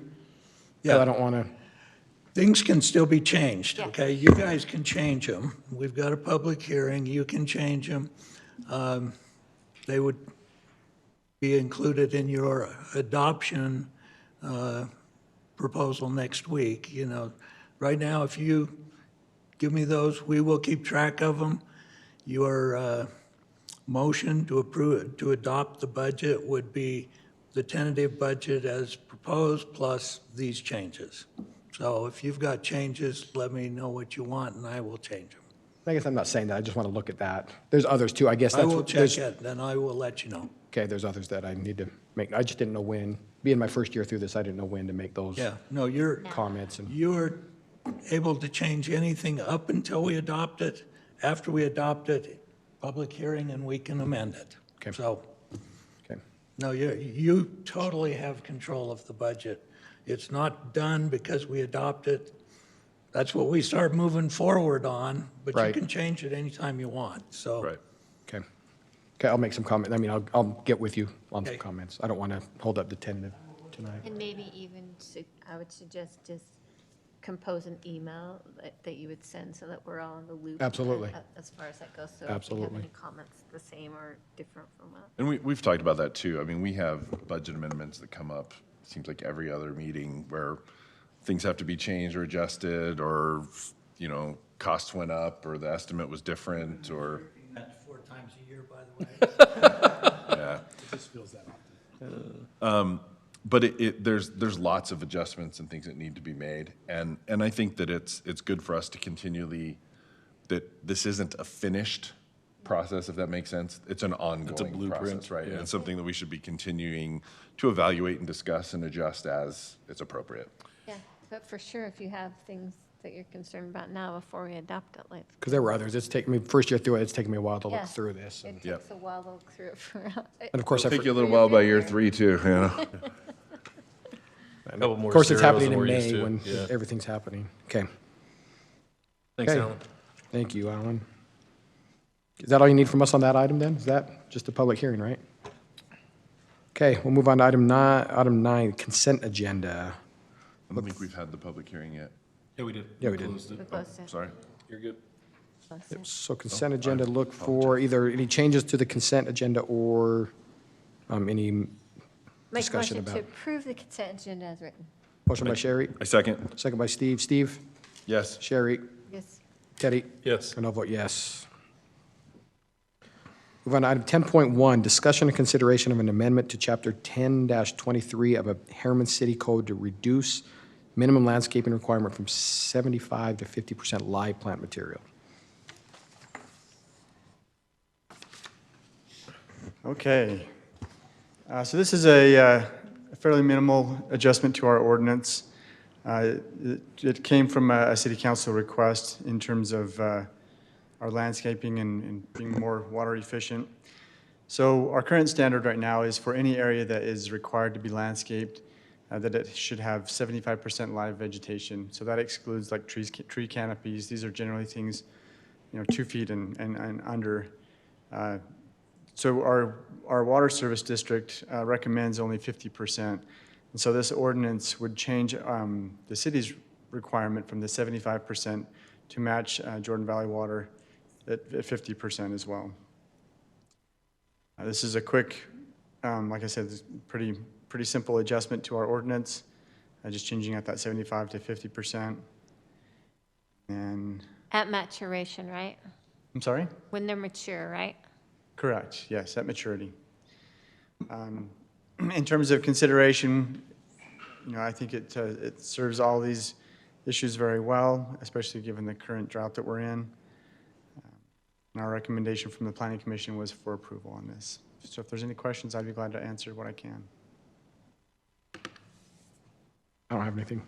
No, I don't have anything other than I did talk with Justin about the artificial turf issue, that we need to make sure that we get that addressed too, because people are confused about, is artificial turf part of that? Is it not part of that? So we'll be looking forward to seeing that stuff addressed also. All right, and I'll follow up with Justin on that. Clint, this is also matches the state from what they just passed in session, right? That they lowered theirs to 50%. Is that? I believe so. I think so as well. Exactly sure. I think they were trying for 40, but I think it was ended on 50. So I believe they actually took the percentages out of the bill. It was at 40%. That bill ended up doing was prohibiting cities and associations, homeowners associations, from requiring turf in areas of certain widths, less than a certain width. So it started out with a much more energetic bill. It backed off, but this matches what the Jordan Valley Water Conservancy District recommended in their model ordinance. Okay, perfect. And I know we were getting pushback from developers on our standards being too strict. Is this easing their concerns or heightening their concerns? This should ease those concerns. They don't want to buy the extra plants. Correct. Got you. Right? To be quite frank, that's right. Right, okay. Okay, I'll look for a motion then. I'll make a motion to approve ordinance number 2022-22, amending Title 10 of the Harriman City Code to reduce the minimum landscape requirements to 50%. I'll second. Motion by Sherry, second by Steve. Teddy? Yes. Sherry? Yes. Steve? Yes. And I'll vote yes. That motion carries. Move on to item 10.2, discussion and consideration of a proposed amendment to the Mountain View Office and Self-Storage Master Development Agreement, to modify property boundaries and exterior building materials. Okay, so this is a request from DAI. They're looking at amending their Mountain View MDA agreement with the city. This went to Planning Commission on May 5th. It's been in process since April. So it's been a pretty simple request. This is the location on the map, just on 118th west of, or east of Mountain View Corridor. It's this pie-shaped piece and then a little strip below it. This was the existing parcel configuration. Over time, the parcels have been adjusted because of some land swapping between, I believe it's UDOT and the applicant. So you can see on the left what was existing, on the right is proposed. So this is an update. The first update is just to reflect those property changes that have taken place. And I think that the reasoning for that was to acquire some additional, or to change how the drainage worked along Mountain View. The additional requirement or additional standard they're establishing with this MDA would be in regards to finishing materials. So this is an elevation that they're proposing for the main office structure in this in their MDA, which takes place in kind of further north towards 118th south. And a large portion of the building is metal, and that's not something that is currently permitted in our ordinance now. We require 60% brick and stone, and then brick and stone can be used, stucco, and a few other materials, but it does not specifically call out metal as an approved finished material. So this would all be included in the applicant's MDA. It would only affect this certain area of the city. But what they're looking to do is reduce the amount of brick and stone as a requirement. And as this went to Planning Commission, one of the things that the commission discussed, especially given this elevation and all four sides of the building have a large amount of glass. So the commission decided that if, where on each elevation where there was at least 30% glass, they could reduce the brick or stone requirement to 25%. And that would be for each facade. So if there was one facade that was, that didn't have any glass, then they would be required to do the 60% brick or stone. But so like an elevation that you're looking at here, this would meet the requirement to reduce that brick or stone requirement there. And then they also did allow metal as a finished material in this MDA as long as the fasteners were hidden when it was installed.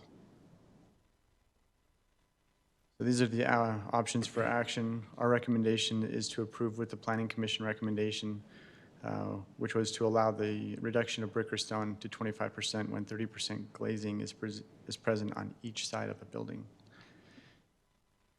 Have any questions? Is this consistent with what the applicant has requested? Does this fit their design criteria? Yes, it does. This would meet what they're proposing. I have no problem with metal on them. I think that they're definitely, it's trending towards that, and as long as it's good quality, I think it looks nice. I think that's going to be the key, is I think this can be addressed even by ordinance later, too. I think there are some trends to go towards some metal as long as there's a certain, because that looks good. That's a good-looking building, especially with all the glass. But I know there's different qualities of metal. Listening to the Planning Commission meeting, I think if we can address that somehow by ordinance for future even, So as this went, we had this building on May 5th, May 21st, we had another building that had a large amount of brick, or the last Planning Commission meeting, I can't think of dates right now. But last week, they had another building that had a large amount of metal on there as well. And the commission directed us to start looking at an ordinance to revise it. And so we'll be going to the work session and the next Planning Commission meeting on June 2nd, I believe. And we'll start discussing that with the commission. They wanted to see different grades of metal and how durable they are. And I like it. so we'll start looking at that and bring that to the council here in the next couple of months. That'd be great.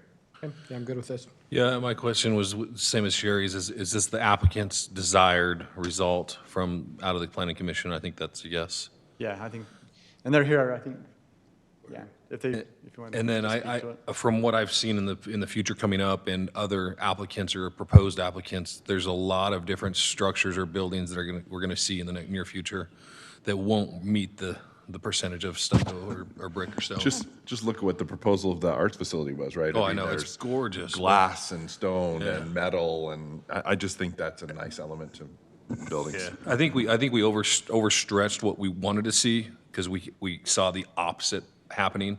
Now we're bringing that back down to what's normal or what's going to be our future. So more glass, less stone, but high quality material. I think it's Especially in commercial development. Yeah. Agreed. Yeah. I think we'll try to look for some just additional flexibility in reviewing, because I don't know that, I think there's going to be other materials that aren't in our ordinance, but could be considered by the commission. Yeah. Yeah, Finishing materials. I agree. Something that Awesome. can, exactly, flexibility, so we don't have to come back and redo the ordinance every time something Right. new. It's more about quality standards than it is the other, to me. Okay. Look for a motion then. Motion to approve ordinance number 2022-21, amending the Mountain View Office and Self-Storage Master Development Agreement to modify the property boundaries and exterior building materials. Motion by Steve, Second. second by Teddy. Steve? Yes. Sherry? Yes. Teddy? Yes. And I'll vote yes. That motion carries. Thank you guys for coming. Thank you. Item 10.3, discussion and consideration of a sponsorship for the Collegiate Rugby Shield. Wendy? We saved the best for last. Yes, we And they're did. so happy we did. Sorry to make Can't you guys see it on wait. their face? We have Tom and Nick here Tom is with the Warriors and Nick is with the Collegiate Rugby Shield, as well as the Warriors. And they are here to talk to you about an event that's coming up at Zions Bank Stadium, July 2nd, and kind of what's leading up to that. What I'm really hoping to get from council is some direction on whether you want to participate in a sponsorship type role with this event, and if so, what level of participation you want to participate in. So I'll turn time over to them, and then we'll discuss it after. Thank you, Wendy. I'd like to point out that when we first got here, Wendy said, you guys are up first on the agenda. So we thought, okay, that's great. And then we sat down for a few minutes and she came over and whispered, you guys are at the very end. So, but that's okay, because we never would have seen all the great things and all the great opportunities that are ahead for Harriman. And we hope that we can be part of that. So we had well, first I want to thank you for the invitation to present our proposal. So what we are proposing is Harriman City become a premium partner of an event sponsored by the Utah Warriors Professional Rugby, backed by Major League Rugby, and the event is called the Collegiate Rugby Shield. I wanted to give you just a little bit of context around the proposal that I think could help answer some questions. The event will bring elite college rugby players from around the country and from around Utah to play in a match at Zions Bank Stadium here in Harriman on July 2nd. The event will be utilized for prospecting ahead of the 2023 Major League Rugby Draft and is a 501c3 charity event. The event is actually a 6-day event for players and coaches with training and activities throughout the week. The event is televised on Fox Sports 1. It includes a post-game fireworks show after a north and south interstate Utah event after the Collegiate Rugby Shield.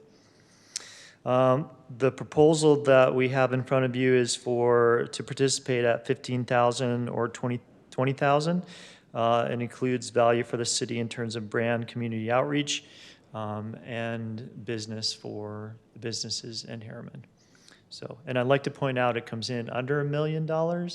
When you are willing to give that $1 million over here, Wow. I am willing to come in Wow, under Tom. that. I think with the announcement of the World Cup of Rugby and Harriman High School being the rugby national champions last year, there's a lot of excitement building around this. This is a first-year event that will be an annual event. And like you, we want to be innovators. So while we don't know what all the results of this will be, it's filling a need of Major League Rugby and fulfilling our goal of becoming the epicenter of rugby in North America here in Harriman. That's what I have. Thank you. Thank you. Appreciative. So Tom, can you reiterate what's the city benefit? What's the city get for that 15 or 20? So we had, and I don't know, this is not perfect, but we did an economic impact report that shows between the athletes, the parents, that we're bringing in, it's direct business sales. And I don't know if you've received this or not. Okay, good. But it shows a community impact of over $1 million in revenue. That's not necessarily all in Herriman, because that includes hotels, it includes other things. But I think that will be the result in Harriman, is introducing those businesses in that revenue for those restaurants. And also the national exposure, bringing the epicenter of rugby on Fox Sports and showcasing Harriman within that. So just broadening the reach. Yeah. Come on up, Nick. So as Tom stated, that the 2031 World Cup will be held here in the United States. And one of our organizational goals with the Utah Warriors is to be the epicenter of North America rugby. And part of that is building out pathway programs to grow the game at the junior level all the way up to professional level, and even beyond that in getting leadership qualities from these players to move on to other avenues of business and within the sport. One of those parts is building up the college programs around, which are not at its highest peak right now, as such as the MLR. So this helps build out the college programs that we can see certain individuals from like Harriman High School eventually go on to play and be able to get scholarships for those athletic abilities. Part of this is the North and South game, in which we're going to bring our Northern Utah Warriors Academy and then our Southern Utah, which just beginning in St. George, to Zions Bank Stadium to play a game. So ultimately, this is a event that will bring together this pathway for the Utah Warriors and also Major League Rugby in the hopes to build out something for the 2031 World Cup that will hopefully be played somewhere close to Utah or maybe in Utah. Great. By the way, I did not lobby from that right there. Yes. I did not have anything to do with that.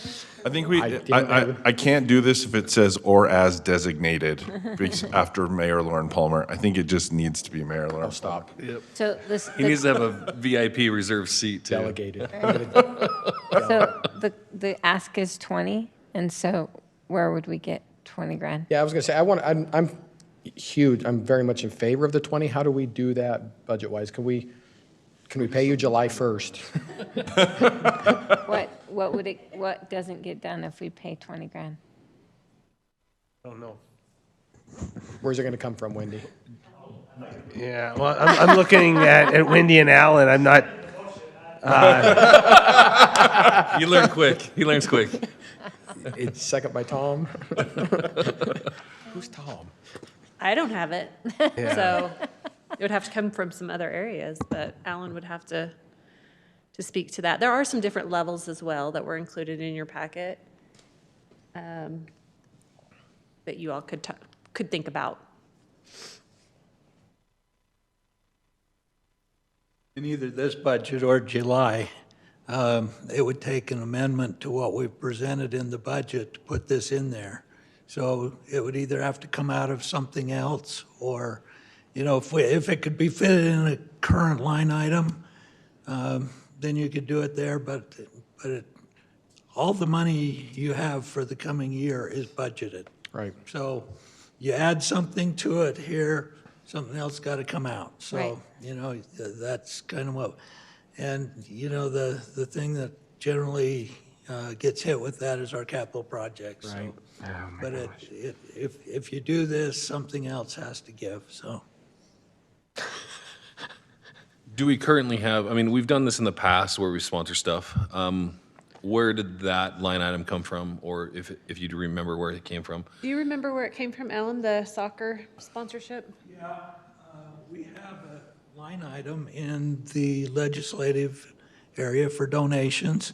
It's a total of, I think, $7,500 a year, maybe $10,000, but that includes your contribution to the senior center and several other things. Now, the year we did the donation for the 100,000, we actually went in, did a budget amendment. We made some adjustments to other things and did it. But, you know, it's not in the current budget that you're looking at right now. Right. Unless we can pull it out of one of the operating budgets or we take it out of capital projects. Can we pull it from HPD? I think he's going to get taser, He was awake. I was just saying if he was awake.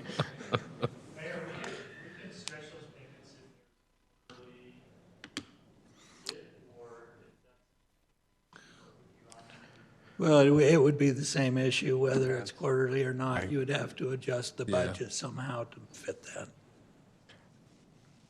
I mean, I don't know what everybody's thoughts. I'd like to see it because I think this is, we talk about being the epicenter, you know, kind of a focus of sporting. We talked about being and I think, I mean, I need to look for, as far as the Warriors, I want to speak to everything else this isn't just this event. I don't think we give them any other money. I don't think we sponsor anything else, but the impact by being in our city, I think is fantastic. I mean, I know they fill up Redemption every game. They won last game, and attendance was pretty high, almost a sellout. Lisa's great. I mean, I think to be highlighted on FS1, I think the city's going to be all over Fox Sports 1, which is a big deal. I think, I'm not trying to talk everybody into this, but to me, this is how we talk about being a big city now and acting like a big city. I think this is how big cities attract events and other.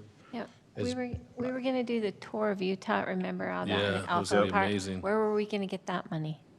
That would be, It was a budgeted the thing is, Right. if you put it in the budget to start with. Right, it you was don't in have there. to make an adjustment. This is Right. not in the budget. Part of our budget is money allocated to building up the general fund, right? And so you can reduce that balance by 20,000, but I don't want to get in the habit of that, though. I want to be careful with that, too. General fund budget. If you look at it, right this year, it'll stay exactly the same as it was last year, except for the repayment of the fire money. So we're not increasing the general fund balance at all. So, Really? you know, but, you know, when we were going to do the tour of Utah, we budgeted for the tour of Utah. So when we did the soccer money, we amended the budget to do that and took it out of other places. But the budget you're looking at right now, fund balance will stay the same next year as it is this year. All the money is projected to be spent either in operations or capital projects. So to do something extra at this point, you have to take something out. Right. So really the question is just, how bad do we want to do this? And does the benefit that it brings to the community outweigh the offset of pushing back capital projects? What do you think the participation rate or the people coming, I know it's projected, but over the 6 days, how many participants? Yeah, actual attendees. So I think our last game with the fireworks is a good model for that, in which the fireworks, we know fireworks attracts lots of people, and it's July 4th weekend. So we think that something near sellout, which is about 5,000 seat stadium, is something that we could probably get to. And that's just for that Saturday night, but Yeah. ongoing through the 4 or 5 days, you've got the athletes, their Yeah, entourage, their family. Yeah, so there'll be 50 athletes here. There's going to be obviously family that we could probably project about 2 family members per athlete, so another 100 family members. And then further, you have also the Southern Utah team that will be coming up, which will be about 30 players, and like, once again, probably about 3 or 4 family members with them as well. And is this open attendance through those activities and So the activities combine and aren't whatnot? open attendance. They're closed attendance. They're simply practices and stuff like that. But their patronage will be seen throughout the Herriman district as well as other parts of the state. So Nathan, We will, one of these Nathan, days. say there's This is a good 500,000 place to spent in the community because of this event. What's the net benefit to the city if there's, say there's 500,000? I know we don't have the lodging, and I'm even taking that out plus others. Say there's 500,000 spent in the community, what's the net benefit to the city? from that? Direct to the city would be, if it's sales tax eligible, 0.5%. $2,500. If council is interested, we can talk as staff tomorrow and see if there's some way where this fits in the current budget. But again, we're at the end of the budget, and so there's not a ton of money just sitting around, and I know Alan usually starts to sweep that up to push it to the general fund balance for next year as we're doing Right. that. So there may not,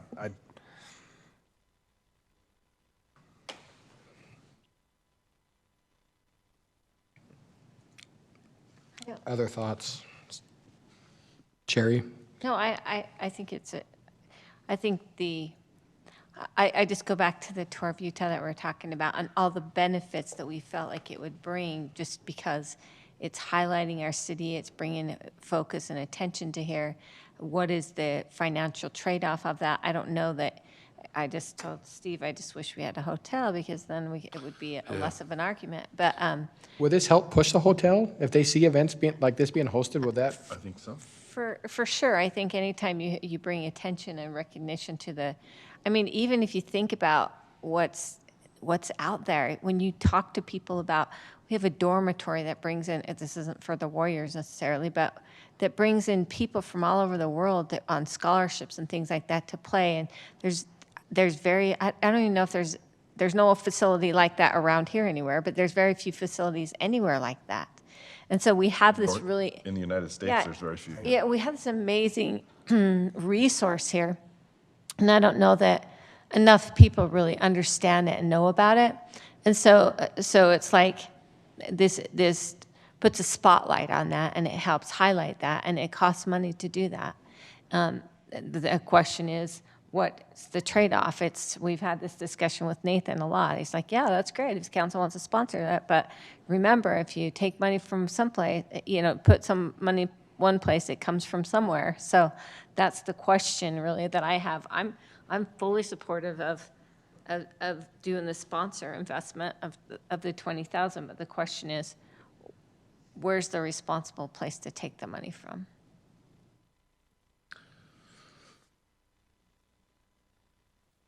I think we should find the money. Where does it come from? Does it come from roads? Does it come from the sweeping up of small funds all the way through all the events, all the other departments? What does that look like? I think the value's there.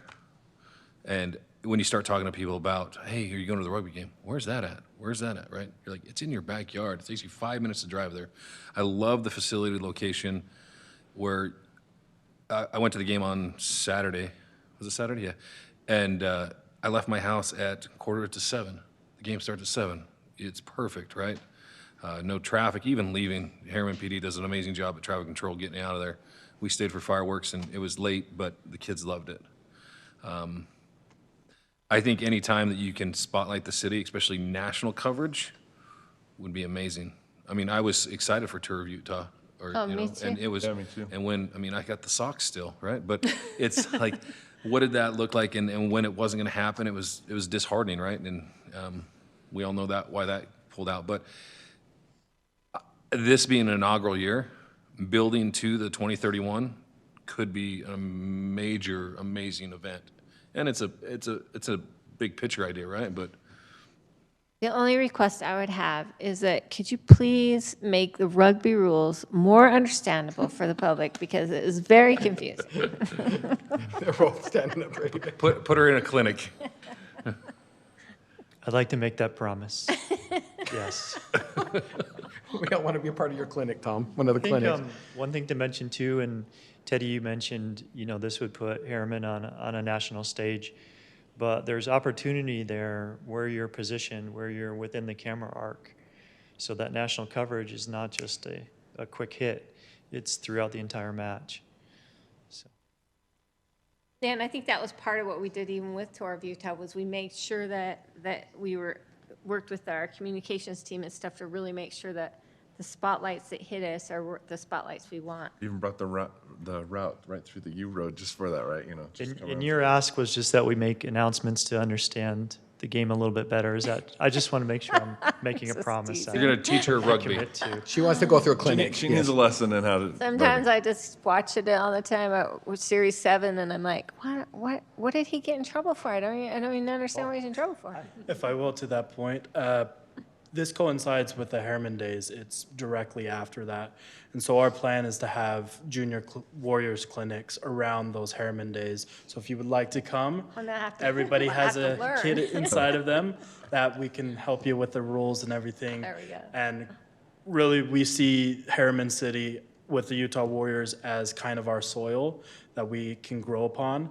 And part of that, in Google agricultural terms, you have to give back to that soil and enrich those nutrients, and that's part of it, is giving back and doing a service project, as we stated, making sure that we're building up not only the epicenter of rugby for players here, Speaking but your language the right now. epicenter of rugby to go through Harriman. For example, we have with our Utah Warriors Academy, approximately 40% of our team is from Harriman High School or Mountain Ridge. There's already good roots here, and the continued investment has done a lot in other cities and also colleges across the nation who invest in rugby. I'll just make the point that I don't know how much Tour of Utah was, but I think we're going to get more. I think it was more than this, and I think we're going to get more visibility from this. Nationally, I just think this is, I know it's struggle. I know it's struggle, know where it comes from. I was sold when they said epicenter of rugby in the country. That I like that. I was sold when they said, they'll make it understandable. Nathan, did you have a comment? If it's council's direction, you want us to try and find it, we can spend some time. I don't think we can solve it here, but if that's your direction, let us go do that, and we'll bring something back. In 2 weeks, okay. Or, well, if we can just find it, we'll just do it, if that's your direction. Okay. I'd say we make a motion to approve it, and we'll figure out where it comes from later. So you want to go at this level, the premier partner option. Yes. Nick, remind me, is that with the guide, the TV guide too? No, so that's not the title sponsor. Oh, okay. Okay. Just kidding. That's not the title So, Well, it says the premier partner option will be the title sponsor of the North and South match, right? That's the North-South Academy. Nice. That's okay. Not the shield match. We are still looking for a title sponsor of the actual Collegiate Rugby gonna be a Shield, lot so more that would than be that. like on your TV guides and everything, but that we're looking at about $50,000. so the direction is you want to see if we can find the 20. If we can only find 15, should we just do that option? What's the take or the value on that? What are we losing? I just know it's Fireworks.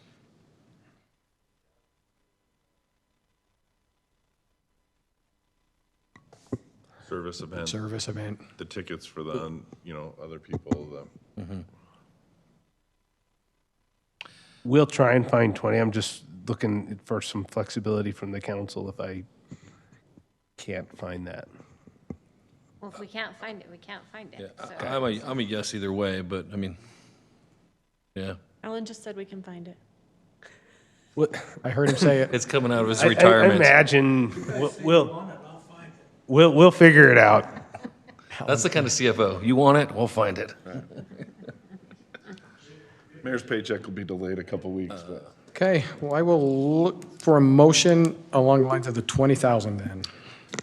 I'll make a motion to approve sponsorship for the Collegiate Rugby Shield in the amount of the premier partner option of the $20,000 with the room or flexibility to do 15 if needed.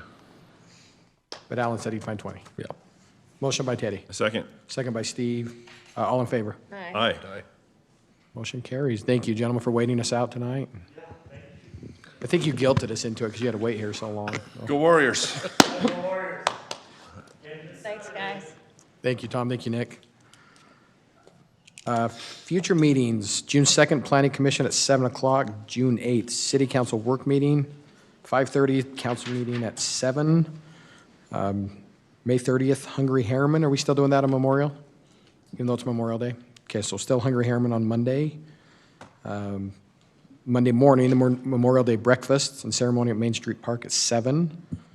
The ceremony is at 9. Ceremony's at 9. Breakfast Breakfast is at starts at 7, 7, ceremony at 9 at the cemetery. June 3rd and 4th, the PRCA Rodeo at Butterfield Park, 7 o'clock both nights. Other events, seem like there's, I will mention again, for those that didn't hear it, Harriman High brought home the state championship tonight in boys soccer, so congratulations to them. I know they were doing a welcome to, I said that, but thank you, that's congratulations to them. Anything else? Seems like there's something else coming up. Bunch of graduations. Good luck to our seniors graduating. Is there anybody on council that can attend? Is Mountain Ridge interested in somebody attending? I have not heard from them yet. Okay. There's a parade for Harriman. Who's doing the Yeah, parade? when's the Chief? parade? It's June Thursday 2nd. morning? 9, yeah. And we posted the road closure? Yes. Okay. You like hand out swag, or no, we're not doing that anymore? Okay. It was too short a notice. We couldn't get anything in time. Okay. So stacking at Winco, coming down. No, Stacking along at- Main Street, not at Winco. Oh, we're not stacking Winco anymore. That was what Todd had said, stacking on Main. Okay, yeah, the high school. I think we should arm the mayor with the water gun and have him engage in That's water a gun great fight idea. with all the people coming We're not in the through. parade. We're not in the parade, are we? No, you're not. No, I no, was no, gonna you say, just we're stand not- off to the side. Oh, off to the side, And shooting then, the- and then you'll engage with people as they come by. I promise they will return fire often. Can we get the fire trucks to hose them down? I mean, on. What is going on tonight? Hose the mayor down? I think Okay. That's good, yeah. When you do get there, just come to that parking lot. Okay. Okay. I'm supposed to meet with Angela Dunn that morning. Might have to push Angela Dunn. Wow. Want me to motion for closed session? Yeah, do we need to go to closed? Anything on closed tonight? We have 2 items. We do. Okay. So look for a motion to go to closed then. Motion to temporarily recess the city council meeting to convene in closed session for the purpose to discuss the character, professional competence, or physical or mental health of an individual pending or reasonable imminent litigation and the purchase, exchange, or lease of real property as provided by Utah Code Annotated 52-4-205. Second. Motion by Sherry, second by Steve. Steve? Yes. Sherry? Yes. Teddy? Yes. No vote yes. That, we'll move into closed. Have you brought my Thank you, staff. Did you guys finish all the work?